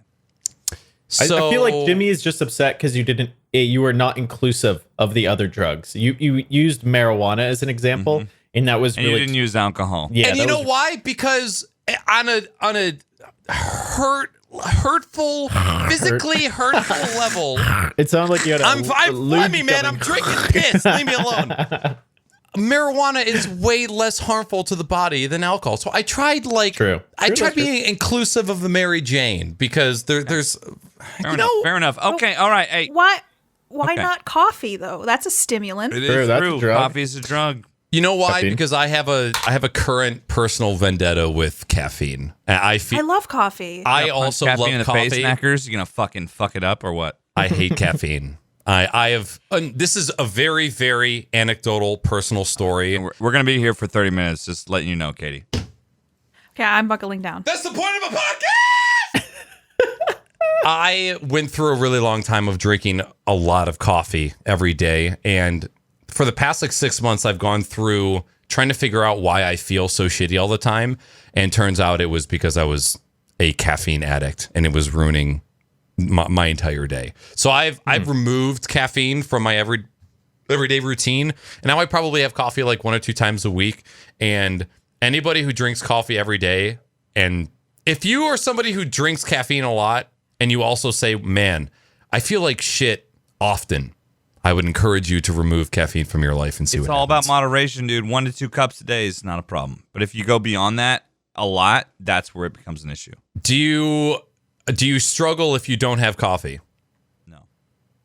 You are the exception, because most people that drink caffeine every single day drink it because that's how they start their day. No. I will start my day like, I don't know, because I always have coffee. Like Exactly. I always, That's what an addict would say.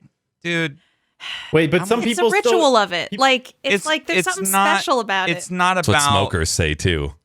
It's a ritual. Right. No, But at the same time, when it comes to coffee, I feel like for me, it's a nice hot drink. I like a hot drink. It's more about the flavor and this. It's not that I have to do it, because I do it and I'm fine on the weekends. A lot of times on the weekend, I'll sleep and I won't have any coffee. But I'm gonna play this back for you. I'm gonna play this back, and then I'm also gonna play like a heroin addict's testimonial back. Yeah, I was- and I we're was just gonna gonna say, compare. yeah. I'm like, I Yo, don't eat it listen. all the time, but just like it's just something that I really enjoy. In the mornings. I do. First I thing. like coffee. I just like the taste of it. I like the smell of it. this is and what every It makes me feel better. Every So single I'm pothead gonna- says this I'm gonna exact have it. same thing. Every single person that you know smokes what? weed every single day, they're like, it's not really addicting. I just choose to do it because I enjoy it. It's Okay, like, well, I'm addicted to it's- coffee, and Same, if that's dude. going to kill me Hell yeah, baby. faster, I'll die way happier than people that don't. I need drink to. it, I need so. to clarify. I said if you drink caffeine every day and you find yourself feeling shitty, address the caffeine. But if Yeah, you don't, then I don't feel shitty at all. don't drink coffee this next week, and let's See- talk in a week. So here's what's Well, happening. Jimmy. I'm not gonna do that because I am not gonna do that. So Jimmy, let me just provide a little bit of insight here. Okay, let me provide a little something for you. All right. Okay, Bishop, go ahead. Yeah, go ahead. I am a frontline warrior in the streets of America, teaching the next generation of our children things in history. Do you not want me armed with coffee so my brain is sharp Under the and influence. ready to not be ready for I'm on your side these here. fucking young punk Jimmy, kids? I agree with you. You are a warrior in the streets. You are teaching the children of America, the next generation. I hear you. I think what Knackers, kind of where we went off topic here, is that Knackers is confusing his crippling depression. He's blaming it on his coffee ingesting. But in reality, it's because he still doesn't have a solos win in Fortnite. And he continues to that's what it suppress is. those Right. emotions Hey, Katie, by you got a blaming it solos on win, don't you? coffee, caffeine. Katie, you got a solos win, don't you? No. Oh, okay. Oh, I thought you did. But I don't need it to know what my You don't need to blame This coffee. is true. You Yeah. don't. Yeah. You don't. And you So don't I have need to coffee blame. every day, and that's how I get through it. That's all you need. Coffee is really I- fucking good, though. It It's is. I amazing, used to yeah. have it like in college and after college. I'd be that person that had like 6 cups a day, and now I only have like 1 cup in the morning, and I like don't always finish it because that's my cross to bear. No, I'm the same way. Like I usually make it through 1 to 1.5 cups. I at the point now where I don't even make it through 2 cups. But that's because of COVID, and my students are in class, and I have any coffee left over, I'm not drinking because I have a mask on. You know, so I don't because I tell them they can't drink, so I don't sit there and eat or drink in front of them either. See, I got really bad when I was doing my wake up really early thing. I was Hey, finishing what's the next subject? DMCA. DMCA. Hey, let's go ahead and go to the next topic. Katie, any last thoughts on the current subject? I Fuck you. accept I'm sorry. each and every one of you just the way that you are. Thank And you. I actually quit coffee for a year. And Wow. I still felt like shit. So I think that Realized it's it good wasn't with the or coffee? without. Yeah. Yeah. It wasn't the coffee. Yeah. It was just stress and not drinking enough water. And that's was the mistake that I was making was I Water was not isn't drinking big. water. Yep. Speaking All of water, right. I gotta exude some water. You go ahead and introduce WRB. Will do. So the final topic of the night is getting into the topic of DMCA and why Jimmy's shirt is totally not for sale at middleagedstream.tv. Actually, I don't know if that's the actual. It might be designbyhumans.com/knackers is where you can probably find middleagedstream.com Boomer. /knackers content. Oh my god, dot Coomer. Yeah, dot dot Coomer Coomer. the Boomer. Yeah. Yep. So the DMCA, obviously a massive topic of discussion over the past couple weeks, possibly even months, if you factor into account the large conversation we had about DMCAs a couple months back when there was a couple songs that had gotten ID'd and a lot of people have had an issue. Bishop, have you gone back and deleted any old content yet? Not even one thing. Not anything at all. 420 Blaze It, have you gone and deleted any content? I was very resistant to. And like everybody's like, oh my God, I'm deleting everything, my memories. And I'm like, it's our fault anyway for not following copyright law. But at the end of the day, I wish Twitch had some things in place. One of my friends got a DMCA, and that's the only reason I have the Commander root running right now, deleting clips. Oh, wow. So yeah, I've luckily had 2 community members who, because I have like 6,000 some odd clips or something like that, that are storing some clips for me. So I made the decision last night that I'm going to delete everything from 2019 back. Okay.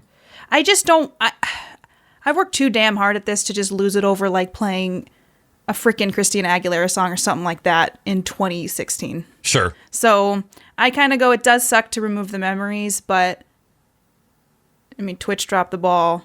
I shouldn't have been listening to copyrighted music on my stream, so I'm just going to remove the risk so that I can sleep at night. Yes. There was an interesting tweet that I saw a couple days ago, and it was referencing that the origin of our problem was partly a generational thing, to where it's not necessarily that we knew that it was wrong and we did it anyways early on, but more so that we just grew up in a generation of burned CDs and MP3s from Kazaa and LimeWire and Napster.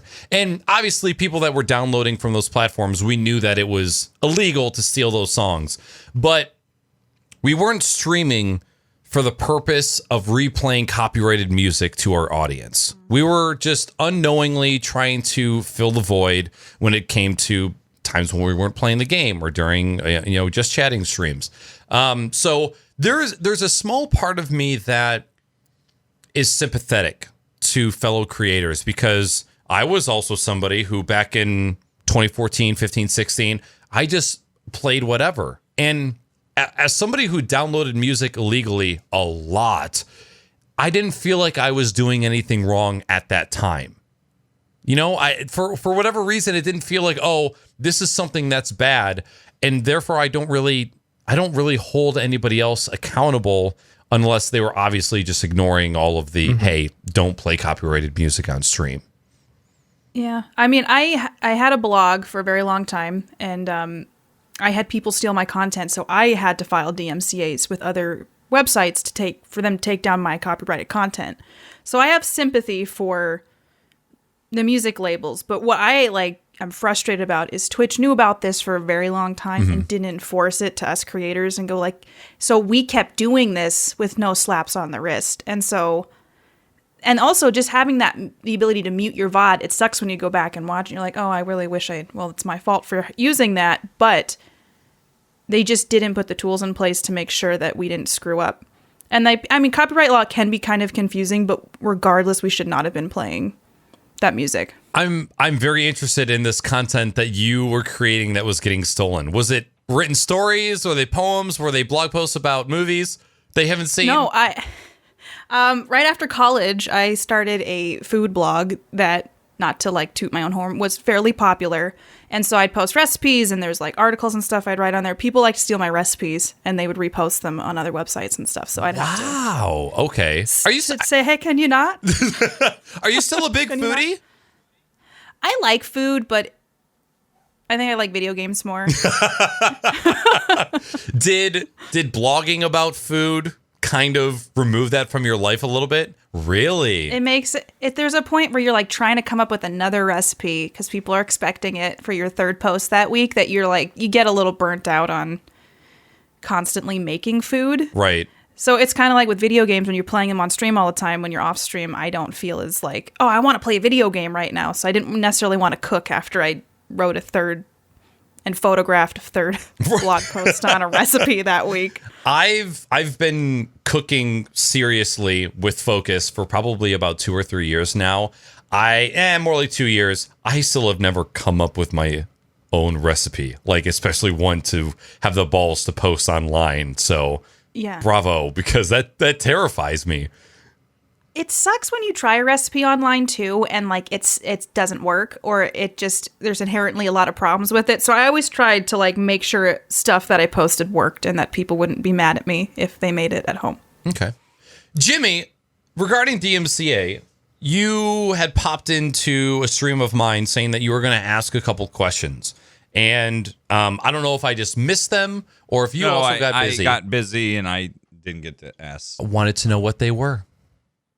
I was kind of curious, similar to what you started with and what you were planning on doing. I think when it came down to it, because I pulled my phone up when I had to step so I could listen to what you guys were saying. I have deleted almost everything from my channel, with the exception of the stuff from this year and a few others that I know are not. They don't have me doing anything but playing that game. Just because, for the same reason, I don't want any, I don't want anything to jeopardize my future on Twitch with a DMCA strike, and dealing with that. So that's kind of where I'm at, and I kind of feel the same way that Katie did, in that, we've talked about this in the past, and I've kind of skirted the issue and done little things here and there that are, in my mind, that I've kind of gotten away with just because it's small in time. But even though that's not taking the spirit of the rule, I think one of the ways that I've helped myself in recent times is much of what I do is, a parody of a lot of different things, and I think that allows you to kind of stand. But even that, you can't use the exact same things. Even a lot of the music and stuff that I use now too, I'll find a slightly different version than the actual version, and then I'll even change the speed of it a bit. You know what I mean? there's a lot of things that you can do to kind of avert having this as an issue, depending on what you're doing. I think I'm a little bit more unique because of what I'm doing, I guess, and I like to use pop culture stuff to make things funny. But I find ways around it. Like I'll give you a great example.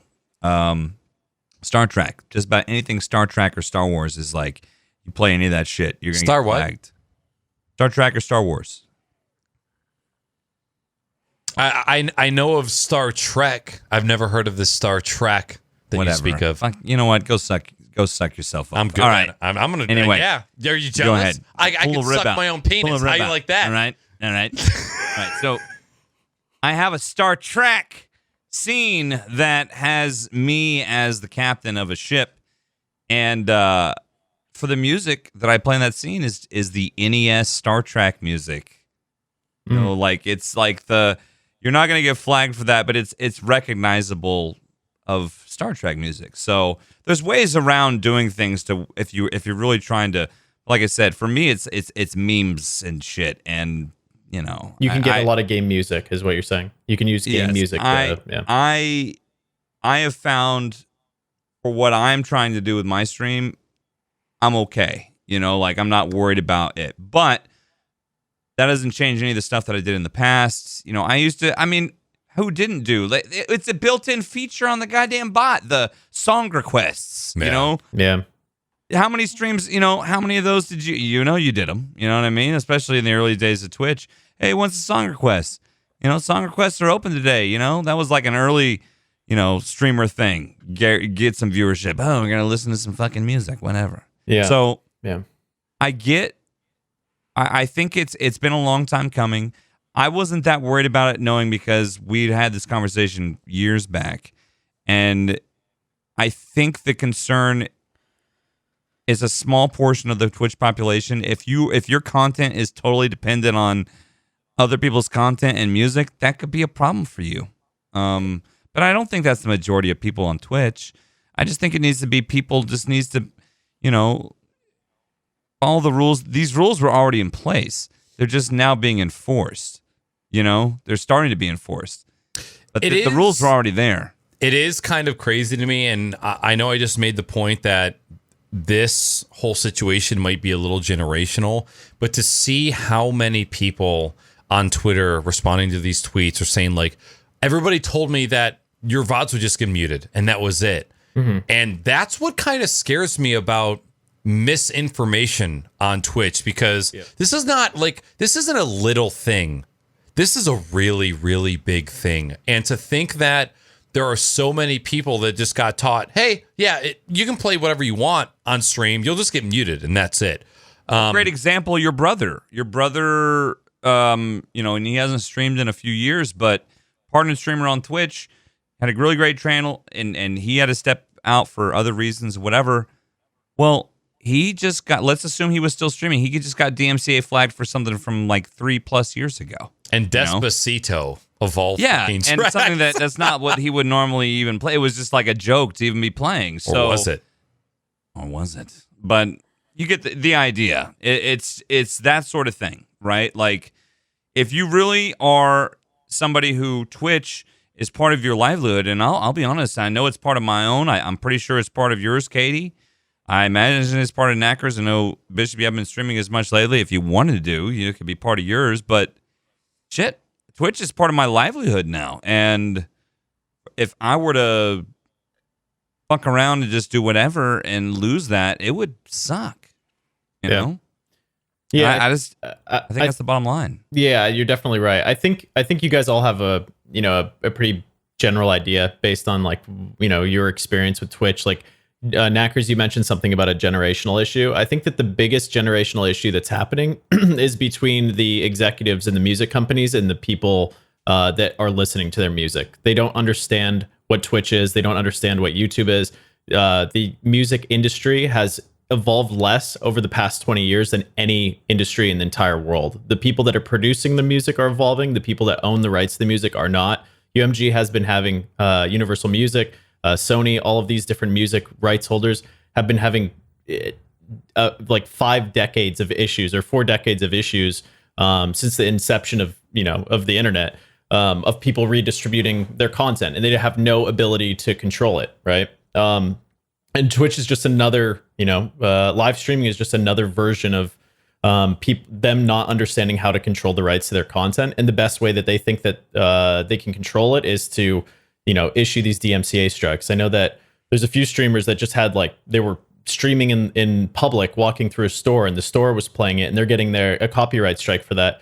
The problem is that it's like a shotgun blast with a bunch of, bird spray pellets inside. They're just trying to shoot everything down to prevent people from stealing their content, instead of evolving in finding a way to to monetize the use of their music in these streams, or to find a way to have some sort of revenue, coming out of these streams if people are using their music, right? There's a lot of tools for music licensing right now, but the reality is that music is a cultural thing, and people are going to play music whenever they're doing. Like when I play games off stream, I'm going to play music that I listen to that's motivated by the certain generation, or like the what's popular. Maybe I'll listen to that type of music. But the problem is that with a lot of this, like this goes back to YouTube back, let's say 10 years ago, when they first started going through the DMCA shit, or even more than 10. Oh my God, it's 2020. So even further back. How about that? Yeah. The problem is that the people that own the content have better tools to recognize their content being used in this, in different formats, YouTube, live streaming, than the platforms themselves. So YouTube now has a tool. They had to build a tool to be able to find the music being used unlawfully before the UMG could find it, right? And the problem is Twitch doesn't have a tool to be able to find it as fast as these other companies. So I feel like there still needs to be a little bit of a push and a step taken to put the onus on the side of the on UMG if they want to continuously just copyright strike everyone that's using their music. They have to have some sort of legislation to say, hey, you have to provide those tools that you're using to identify the content to the platform. That way, when you guys are just shotgunning every single piece of content that you think is using your video, the platform has the ability to take the action before you do. Right. I don't know when that's going to happen or if it's going to happen, but it's more like obviously the act of playing someone else's music, like what Jimmy was saying, like if your content is relying on playing music, then maybe you should rethink the content itself. But in most cases, a lot of the people that are afraid of DMCA, most streamers just play music as a background thing because it's an emotional thing, right? Like you're playing a sound to invoke emotion from the audience. It's not necessarily like you're playing the music and that's the core source of your content. But UMG treats it that way anyways, because they don't have licensing that is for specific, or I keep using UMG, but they're the biggest shitheads in the industry that continuously shoot everybody down. Yep. But they have yet to create a license for internet use, right? They haven't built a platform. They didn't build Spotify. They didn't build Apple Music. They don't do any of that work. They just create the licenses to be able to offer that to people. And they have yet to do anything in the past 20 years, even though this has been a problem, to rectify the issue. Okay. So what's the ultimate, and I get what you're saying, and we're going history lesson here, which, and I'm not trying to just cut you off, but I know we're nearing the end of the podcast.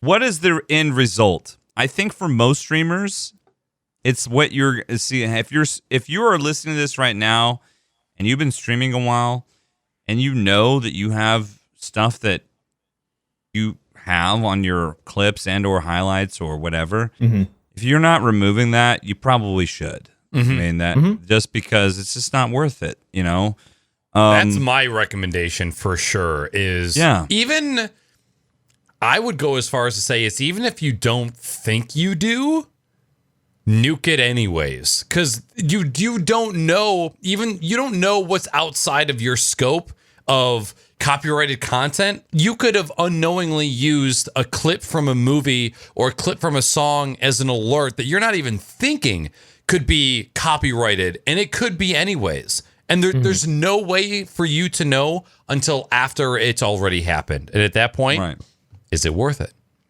Yeah.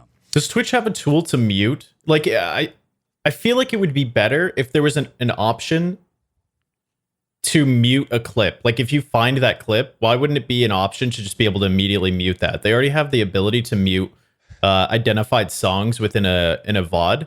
Why is it that clips don't have an option just to like click a button and say turn off the audio for this? I remember a very, very small window of time where clips that I would go to would have no sound. I remember being like a couple of months, and then like because I would go back to like my own clips and I would see my VOD was muted, and then I would go to the clip and the clip would have absolutely no sound. I'm like, that's weird. That's never happened before. And then it very quickly just went back to it didn't matter. Clips had any audio whatsoever. One of my questions that I want to ask each of you individually, and Katie, I'll start with you. Has Twitch's lack of responsibility hindered your relationship with the platform at all? Well, I don't think this one isolated event has changed some things. There's been several things over the years. There's just a lot of problems inherently, and I know they're trying to run a business, but just the lack of listening to the people making them the money that they take half of. There's just a lot of things over the years that you kind of go like, we're trying to give you feedback. I've done calls and filled out forms, and I've tried my best to give my opinion, but it's just very clear who they take influence from and who they don't. And with this, this was handled poorly. They've known about DMCA's probably since the inception of Justin TV, or at least shortly after. So they should have been implementing some things long before 2020. Yeah. And then the article in Variety that came out, damn, that doesn't look good for Twitch. No. So I'd say yes. I would say that I'm very grateful for the platform that Twitch is. The ability for us to stream games and create relationships and all that is fabulous. There's just some things on the other end, the corporation end, that I really do think they need to improve upon. Yep. What about you, Jimmy? Yeah, more or less the same. As far as affecting me, it's not really changing what I do too much. I made some of the mistakes early on in my streaming, but that was in the very early years. I've really gotten away from Well, I think everyone has, right? Yeah, just about. And I think in recent years, I haven't, but just, again, to be on the safe side, unless I knew for sure there wasn't anything that could even possibly be, I just nuked it. And, but the truth is, I wasn't that, I know some people are like, oh, I just got rid of all my content and this and that. Like you were saying earlier, it's like Twitch is all about live content and new content. So I saved the things that I cared about, but it's always about creating new content. It's always cool to go back and look, but take these things moving forward. It's not really affecting most of the streamers out there that are, creating original content. So, whatevs. I didn't see this as a thing. For me personally, this doesn't really affect much of what I do, aside from now I can't show my little volleyball beach scene I used to show all the time for Top Gun. That's the worst thing for me. I think honestly. That the alternative of Twitch just deleting everything outright for you, right? Because that would be one of their options, is just to delete all VOD content off of the platform. I think that as streamers, yes, this sucks, and it's like, okay, well, we lost a lot of memories and like all these memes and stuff. Because a lot of people like I'm not a big streamer, but I have like a few thousand clips. But like someone that's massive, like Dr. Lupo deleted like 500,000 clips, right? So like you can't really go through everything to get the content out of it. But I feel like, this goes back to like the first time I was ever on this podcast. You should save the content that you have, because you don't know when that platform isn't going to exist anymore. Like the things that matter to you through history, you should take the time. I know a lot of us procrastinate. A lot of streamers are really, really lazy. I'm really, really lazy. I haven't backed up 99% of the clips that I have, but take some time. You have the opportunity now to go in, find the stuff that is inherently the history of your channel, save it, maybe post a video in Discord. Maybe Discord doesn't have This makes sense. So to clarify, you want us to do what you're not doing. Exactly. Don't do what I'm doing. Just go back. You have the opportunity now. But it's good advice. Thank you. But imagine you're imagine you're someone like Dr. Disrespect, where you just get banned off the platform, or any other big streamer that just gets banned off the platform, and you don't have that opportunity to get that done. Like that is much, much worse. We're we're sitting there like, oh, this is terrible. We're losing all of our memories. But in reality, it's like, obviously a lot of the onus is on Twitch for not reacting sooner, but we have the opportunity to save these things. Obviously, it sucks that they're getting taken off of Twitch, but it's better than the alternative of everything being deleted underneath us. Pro tip, and this is what I am somebody who has saved my VODs locally for the past 3 years. Pro tip, set a calendar event for the last day of the month, every month. Use Twitch Leecher to download 720p 60 versions of your VODs and just archive them. Go out, buy a 4 terabyte hard drive for, I don't know, fucking $100 and just store your VODs locally. There's no reason not to. When you go to a water park and there's that bucket that hangs in the air and it fills with water and it fills and it fills and it fills. And then it eventually gets to a point where it's filled and it topples over and it spills all of its contents onto the children underneath. That bucket was my disdain of Twitch bucket. And it has been filling and filling and filling. And this DMCA thing was the water that toppled the bucket for me. I'm not quitting Twitch. I'm not quitting streaming, but this has been a huge eye-opening moment for me. And it makes me really, really sad to think about because Twitch has been a part of my life for the past 7 years of my life. That is close to a third of my breathing existence. And to feel thorny, to feel like to be in such a negative mindset for a platform that has brought me so many things, it doesn't feel good. I don't like being angry at Twitch. I don't like waking up and wondering what's the next thing that's gonna to fuck me over today. But I really feel like we as creators got let down. What other website has said, hey, creators that have been here for a decade, delete everything? Mixer. Who the fuck has said that? Well, okay, yeah, Mixer, but this is Microsoft we're talking about. I just feel really bad for people, and I don't feel good about Twitch currently. I just fucking don't, and that's my in the moment emotional response at the moment.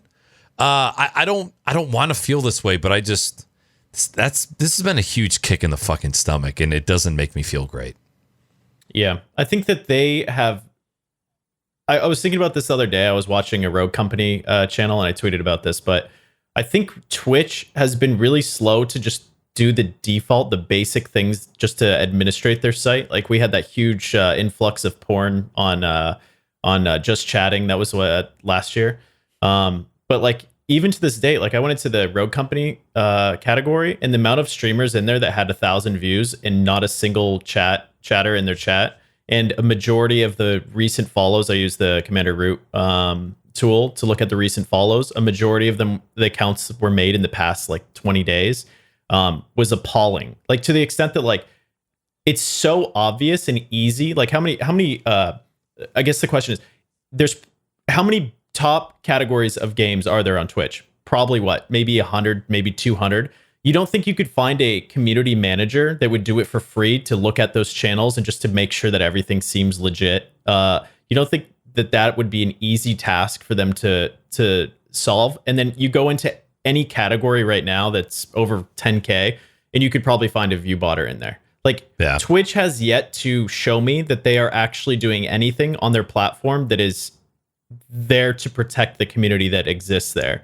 And it's, to me, like, it's like every other day I look at something like that on Twitch and I'm just like, how the fuck is this happening? Like, how is this happening? It's not really that complicated to sort out, but it seems like they can't figure it out because they're focused on the wrong shit.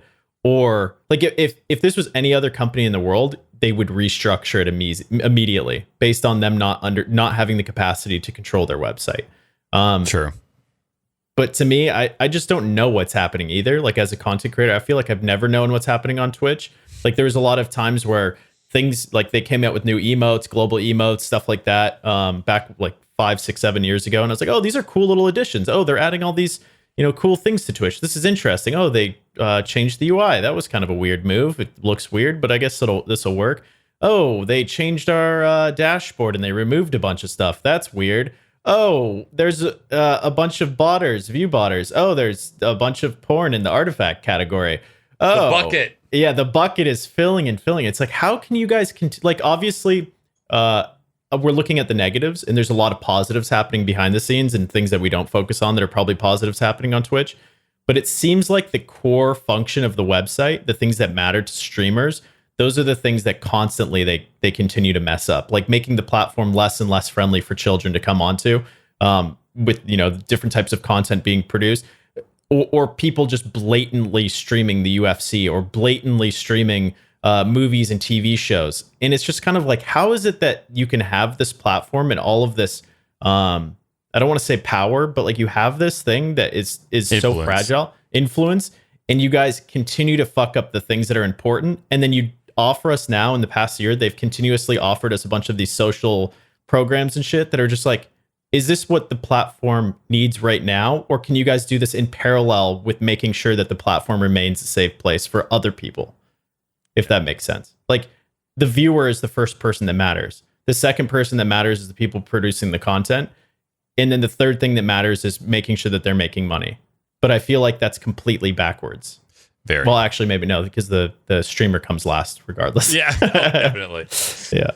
I have to pee, get into Q&A, and then we can close this up. Heck yeah. Cool. Fill the air, streamers. Katie, what do you think about, and I know everyone's been kind of filling air with a lot of thoughts. I mean, I know you obviously you took down a lot of your stuff except for the most recent thing, but did you get upset? Like, I didn't really get that upset just deleting stuff. I think it was more of like a fight the man kind of upset for like a day. And then it was like, I have a huge problem with Twitter because the copy and paste mentality that I see on there because of what gets engagement. Right. I think half of the tweets of, oh my God, I'm deleting my memories was because people would like it. Mm-hmm. I think for me, I kind of go, how often have I revisited a clip from 2016? Exactly. How often have I gone to see a clip from 2017? So I think in some ways I resolved fairly quickly that it's just part of it and I need to take care of it. I think people just like to get upset about stuff sometimes, and I think it's good to make some noise sometimes, but like with Twitch, they're constantly not communicating with their creators. Yeah. There was a change for the front page. Like when I was first like taking streaming seriously, they gave me some opportunities to stream on the front page, even before affiliate and when I was an affiliate. And then recently, in the last bit, they changed the criteria of who's allowed to be on the front page based on sub numbers. Wow. There was like 5 or 6 different things. And I got an email because I sent a question just asking about something. And I was like, how can you change something so to this? It's one of those things I see, like, big creators keep getting bigger and they're not supporting people of all different areas on the platform. And it didn't used to always be like that. Yeah. No, you're right. And the stuff that they are doing, it seems synthetic. Like, they're like, oh, these are our community members. It's kind of like when The Sims did their PR release and everyone's like, what is this? Like, what's going on here? Yeah. We've been asking for just different skin tones for the past like 8 years so we can have darker complexions. And they're like, oh no, we came out with dogs and universities. It's like, can we just get what we want? But today, so that's a great, this just came to my mind. I swear this happened today. I went to Twitch, was not logged in. I went to twitch.tv, and and you were just talking about the front page. I went to Twitch, I pulled it up, and it was a rap battle that was happening, and every other word was the N-word, and it was the N-word with ending with an A. And I'm sorry, but if I'm a parent and I don't want my kid to be like, if that website pops up and that's the content that he's watching there, I'm going to be like, yo, get the fuck off of that, right? Like, that is not very, first of all, positive as an influence for people to be seeing. But beyond that, the fact that they chose that as content for the front page is like appalling to me. Like, I understand that, the different language in different communities is fine. But imagine Timmy from a suburban neighborhood, because I would say a majority of the viewers on the high channels are young white males, right? I'm pretty sure. Like the larger channels on Twitch, a majority of them, like Soda Pop, and a majority of his chat's probably going to be young white males, impressionable people, right? XQC's viewership. And if they come onto the platform and every other word on the front page is this rap battle where people are saying the N-word, that's going to be influencing them to use that language. I don't think anyone's disagreeing with that. Yeah. I was just right. Like, are you like, you guys don't have to like leverage in on this, but it's like, I was like, are you fucking kidding me? Like of all of the streamers on the platform, that's the content you're choosing to offer me the second I show up on the platform. Sometimes I feel like the front page is not governed at all. No. Like for whatever reason lately, I've been opening twitch.tv and then I will just scroll through the cascading streams, like you hit the arrows. I've just been doing that recently. And then sometimes I come across things that are like, oh, what? Like I'm just confused. But yeah.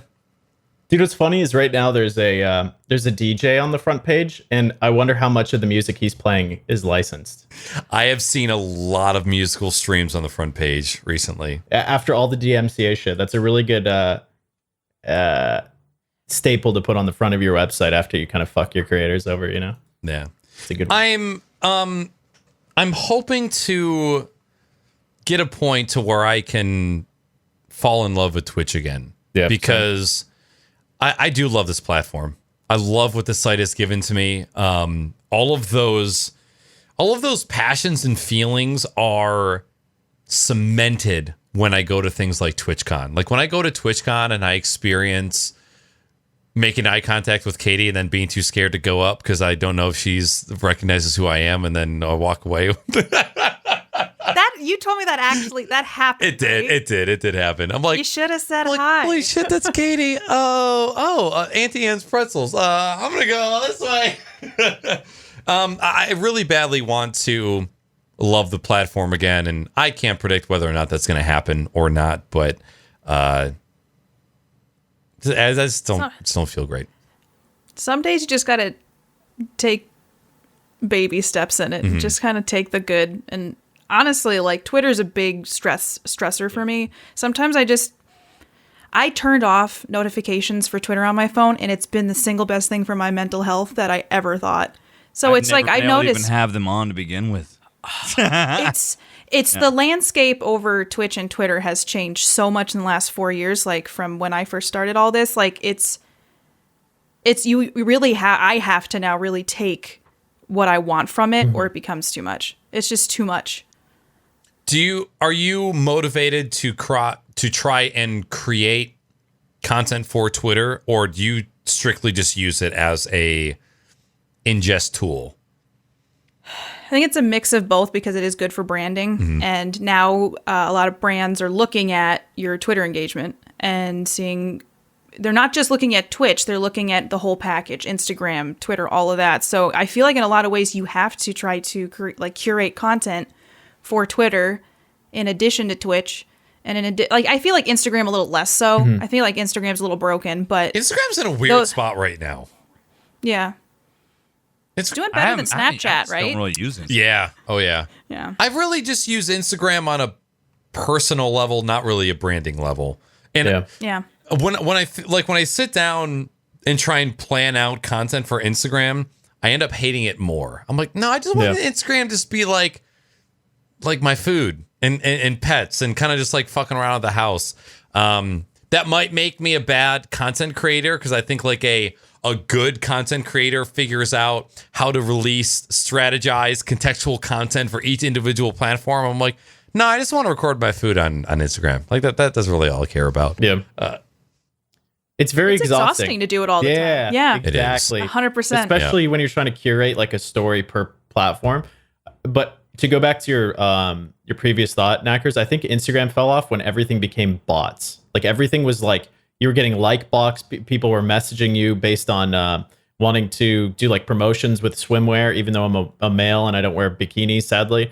But like, I feel like Instagram became overloaded with bots. You didn't know who was legit and who wasn't. Everyone had 10K followers. Everyone was commenting on your posts with like fire emojis and like this thing and saying, wow, sick post. And then you found out that a majority of these people were using there's a handful of websites that, you could select and curate what you wanted to respond to hashtags and stuff like that. And they were just botting it. So it just became like an illegitimate platform. You just felt like it was very impersonal. And that was like my hope, or like my thoughts with Twitch. Like, I hope that it doesn't turn into that where they don't really give a shit about view botting because numbers look great. Like, the more viewers that you have, the better. But man, I hope that I hope that they bring back that community feeling, because I really like that, where it's like kind of like the Wild West. Like, I play a game, I see a TTV streamer, or like I see a guy and he's like, hey, I'm also streaming, or something like that. I can go check him out and maybe he's nice. I love that part of Twitch, and I hope that comes back to a certain extent, because it's tough to know nowadays, like, who's doing it legitimately, who's not. And we I don't even think we've seen the very beginning of like people finding ways to cheat the system. No, not at all. A lot of it's who you know too, so that's just something a lot of people should keep in mind. Yeah, for sure. On that note, we'll hop into the Q&A. We only have 2 questions. It'll be quick. First one from Elizabeth. How much of an impact do you think DMCA crackdown will have on artist/new song exposure?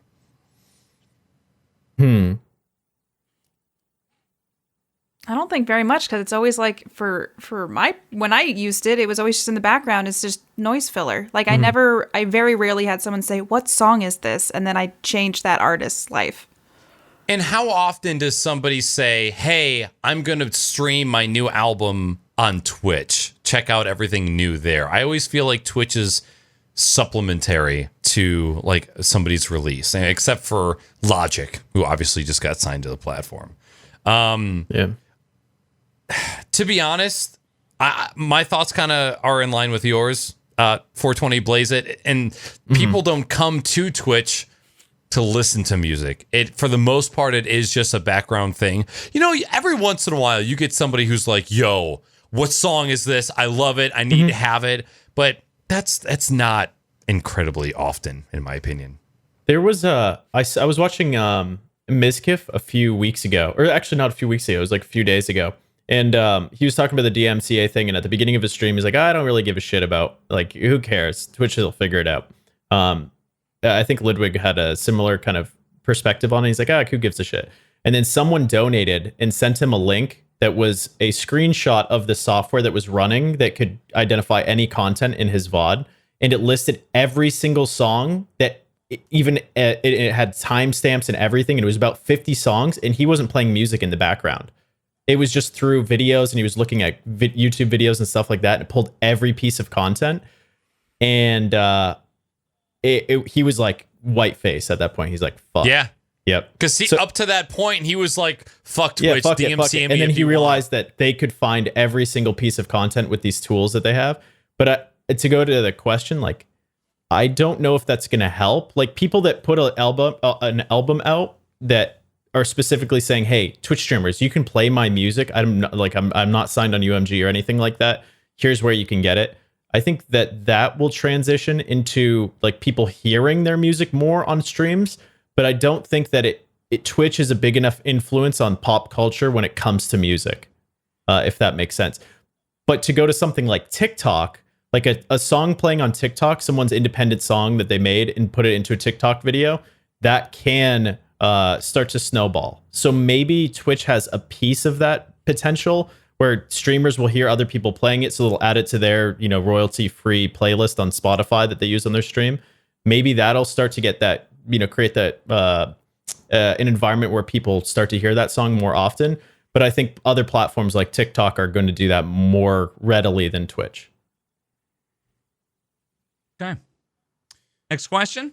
From Girthy, will you be more conscious of DMCA stuff moving forward, or will you simply plan to scrub your VODs from time to time? To what, your VODs? Scrub. Nix. Delete them. Yeah. Delete. I mean, I've always had the habit of if anything was muted, I would always delete it. So, I mean, I don't know. I feel like it doesn't really change a lot of what I was already doing. I guess I'm more aware of it now. Yeah, I guess. That's my boring answer. I feel like I'm just going to use pretzel rocks and try to just scrub stuff now, because I honestly don't want to make more work for myself. Yeah.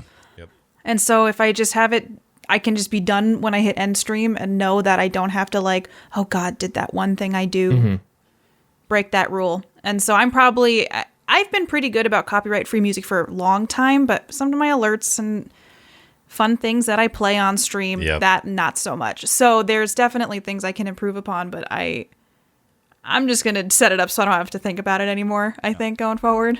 It's actually funny you say that because I thought that I had removed all copyrighted content from my stream, and then you raided my channel, and I had removed all host notifications, and I forgot to go into the raid variations, and then my raid song went off, and I went, oh, I was playing Rocket League at the time, so obviously like attention's like 50-50, like oh shit, I'm getting DMCA'd. Fuck, you're banned, kid. That was my bad. It's all good. You didn't know. Come on, I went stop fucking hosting up, Katie. God damn it. It's my fault. I went through and removed every alert that had a song or a clip from a movie or whatever. I removed it all. I am going to be 110% conscious of what I'm using for alerts, for songs, for background music, for everything. I'm not going to click on a YouTube link ever. I will never be watching YouTube on my stream. I'm going all out. Absolutely. And because I'm not going to, it's not going to be me that gets fucked by that.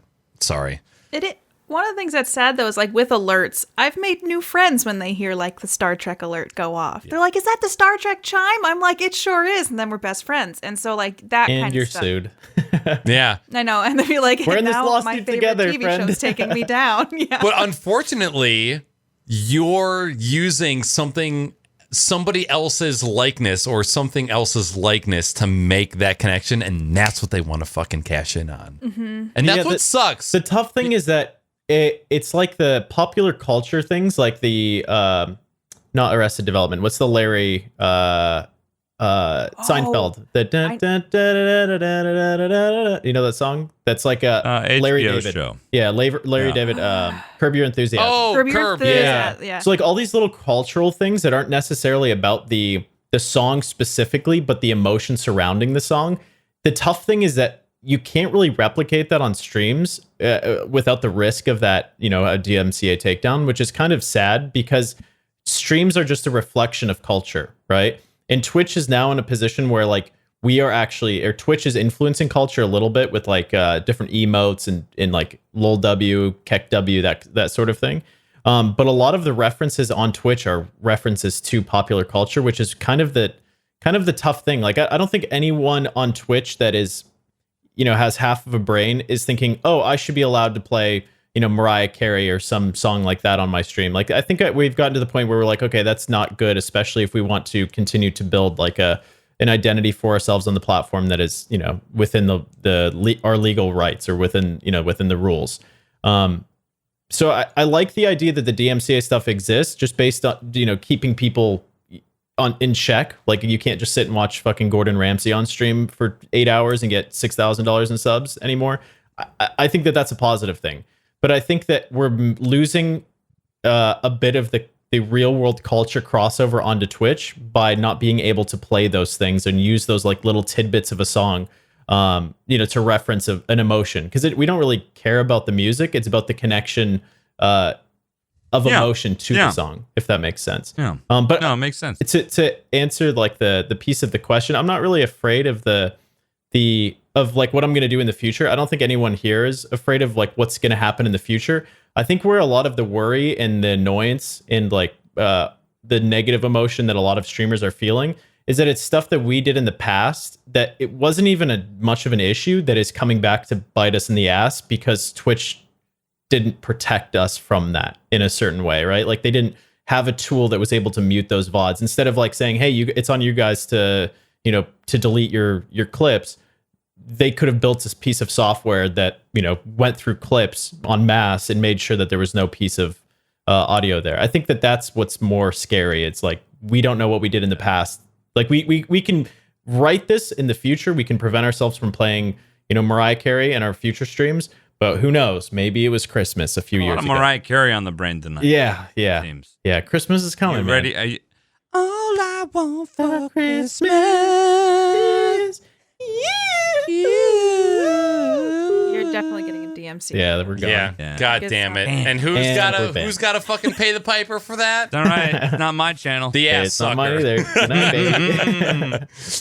Well, my friends, that is the end of the Q&A, and unfortunately, that is also the end of the podcast. So, what we're going to do is go around the room one final time, have everybody introduce themselves and their content online, and what they got coming up. So, Bishop GP, we'll start with you, friend. Bishop, you're gorgeous today. You look fantastic. You know, I saw Jimmy last time on the podcast, and I said, I really need to compete with that man. He is gorgeous. Yes. And I knew Katie was going to be here as well. So I was like, okay, I'm going to be in the bottom. I'm just going to be probably number 3 best looking person on the podcast because Knacker's always on it. So it's going to go like Katie, Jimmy, me, Knackers on the rank of beauty. My name is Bishop GP. I'm Knacker's very best friend. He loves me. That's why he has me on here. You can find me on Twitter at Bishop was here. You can find me on Twitch at Bishop GP. You can also find me in court soon because I am going after Jimmy because he might be my real father. True. My name is Jimmy, aka Middle Age Stream. You can find me on Twitch and Instagram at Middle Age Stream, Middle Age Stream on Twitter. Fuck character limits, and I'm starting to do. I'm playing some retro this month, of course, but I'm going to be getting into some Sierra point and clicks. I'm going to be playing Quest for Glory 2 this next week, which, if you guys know anything about, well, Sierra point and click retro games, computer games from the 80s and 90s, you know a little something about that. And then I got another thing, Mom Games Hard, who was on the podcast not long ago. We are going to be playing a point and click later this month, where we're going to alternate, where she's going to play the save file, like play it, and then give me the save file, and I'm going to play it in the evening, blind. And we're just going to like go back and forth. And whoever has the most deaths at the end is the biggest loser. And that'll be fun. Have you ever thought of, if you ever get banned off of Twitch for DMCA, Jimmy, have you ever thought that you should do like a play with Mom Games Hard and then your Twitch name will be Dad Games Soft? I'd be down for that. Don't spill your beer. Jeez Louise. Katie Peters, let's go ahead. What you got? I don't know how to follow that. But I'm Katie Peters Plays. I'm that on Twitch, and then on Twitter it's Play Katie Play because again, too many Characters, letters. Yeah. Mm-hmm. Yeah, so I had to do that. I don't know. I play scary games, horror games. I play space games, and then I also play other games. So I don't know. We like to have fun. I never know what to say. Like, how do you sell yourself? Like, if you like me talking on this show, then come hang out with me. Lots of different play types of games. I talk about Yeah. games. I'm Katie. I'm Katie. I try to make stuff fun. I do a good job of that. I didn't think that I was going to be knocked down so many levels. So before Katie was on the podcast, I was like mid-tier pretty, right? And then 420 Blaze that came on the podcast. And according to Bishop, all of us pretty boys have just gotten knocked down to like not quite dirt level, but maybe like gravel level of prettiness. You know, there's still a couple different shades of right. There's a chance that an ocean came through and grazed us and made us pretty pieces of glass. Yeah. Sediment. Yeah. That sounds way worse than that's like you are fucking sediment. It's like you could have called me belly button lint. Of the chart, you're the sediment, but you're not the bedrock. So that's good news. That's good. In the scope of the people on the podcast, you're the sediment. Podcat. The podcast. Yeah. Yep. So 420 Blaze It, I regret to inform you that this might be your last time on the podcast. That's fair. I understand. Your beauty, you obviously, you didn't have character creation when you were born. It was up to your parents. But I'm going to have to blame you for your beauty because we've all just been knocked down so many levels. Do you see how much Katie is fighting to say no?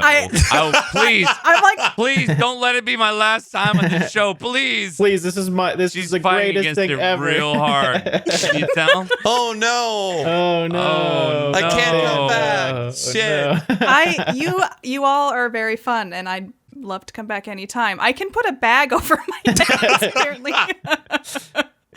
You're all I think too Katie nice has to me, suffocated in the plastic bag. Wait, whose that had to be plastic? I was thinking like, too. Like a paper. yeah, It could just be a mask, I guess. Yeah, my anything. brain immediately went to the bag overhead scene from Django Unchained, where they have like the wool, like the straw bags pulled over their heads, and then like the eyes and the mouths cut out. Nobody. Does Like nobody the know? OG KKK masks? Is that what Yo, you're hey, going by at? the way, Katie, do you take random bites of a cheese block from your fridge by any chance? Yeah, we need to cover All right. this. We forgot one subject. No, I No? honestly don't like cheese as much as I used to. Yeah. I like cheese, but not like Not as like much as I not like used to have a whole block of cheese dedicated to just taking random bites out of Yeah, your like fridge if you, type of like. if you really like cheese, would you issue the cheese to your mouth by the form of hard block and without breaking it apart? Just take the hard just block. take the hard block of cheese, insert it in your mouth, bite, put it back into fridge. Okay, Don't wipe it off. Well, That seems like it would not keep the cheese well over time. Like I Yeah. feel like you'd be surprised. there's cheese string, and they're individual. There's like, a you lot can of have- easier ways to do this. Okay, We've discussed this. Let's okay, real quick before we close this out. No. 420 Blaze It. Is there any food in your fridge, beverage or food that you will eat out of the package? That is the bare And minimum no, question. that you eat out of the package, you bite parts of it out of the package and then put it back in the fridge for later. Weeks maybe. I shouldn't have to defend that. Couples swap bodily fluids Stop. regularly. Just stop. Let her answer the goddamn question. Okay. All right. I like to have respect for the other people in my home. So I Sediment, probably bedrock. yeah. No, I don't know. I feel like there's No, say no more. there's Say no more. Say more. God bless you. Say no more. We got I don't think I would do that. I No. don't think I would do that. Say no more. You're definitely never. What episode is this? the podcast. 133? Yeah. We'll have It you was a back good in a couple podcasts. You're perfect. Yeah. Yes. Yeah, there's nothing that I would just take a bite out of. Like No. I'm thinking through everything. No. Like I've taken ice cream out of the fridge, but I'll like put a spoon and eat a little bit, Yeah, and exactly. I put Yeah, that back. That's Do you, what people transfer. that aren't savages do. Do you only take one bite of ice cream? Yeah. Yeah, or I'll make a bowl. I feel like there's lying in order to prove an opposing point to my point, like just for the sake of I think you're just fucking paranoid. dude. everybody here shares toilet paper with their significant other. Okay, anyways, Toilet paper?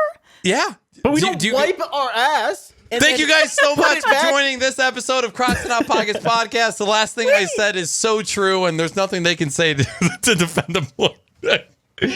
Do you share toilet paper? Right? Like on the roll? Like You just wipe, on the roll? you You wipe are on so one side and then accusatory you tonight. give Weenie the other side. Is that I'm- what you're implying? I apologize for my co-host, Katie Peters. Okay, I apologize. You guys For them don't make both. poop slushies with your significant others? I don't know who they are. You don't take your You don't know two-ply who your toilet paper significant and other is. split it so you I don't can know wipe these one guys side and right they here. can wipe this the other. guy, this guy right here, and this guy right here. Poo poo pee poo check. No. I like how Jimmy is pointing at me and his penis. Like, All right, before I put you through any more torture, thank you guys so much for hanging out for the podcast. Chat, it was awesome to see you here. Fellow guests and hosts, it was awesome to see you here as well. Katie, thank you for accepting another invite to this absolute shit show. It was a pleasure to have you. It's great every time. You can have me back if you will accept me. Fair enough. Fair enough. All right, everybody. If you guys want to stick around to raid another channel, I would gladly appreciate it. Other than that, we will be back, or I will be back, for Crocs and Hot Pockets number 134. It's going to be a 1v1 with Lowbro. And this is a podcast that I've been looking forward to for quite some time, and I'm excited about it. So everybody have a great night. Thank you so much for chilling, and we'll see you guys next time. Goodbye. Bye-bye. Katie, make a bird noise. we didn't do the bird shit. Yes. Yeah. Successful Katie, stream. if you were to be a bird right now, what's your bird noise? I'm concerned that I'm going to do it and none of you are. No, we're going to do it. You have to do it for a second on your own, and then we'll come in. Okay. You ready? Yeah. Go. Like,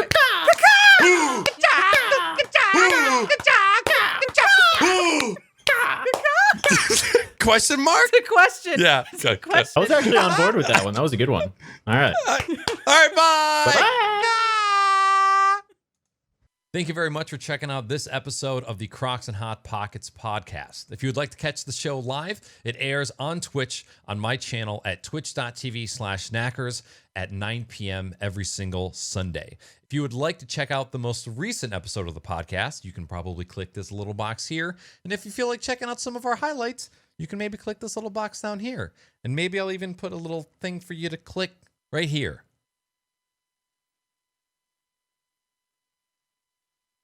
No? Bye.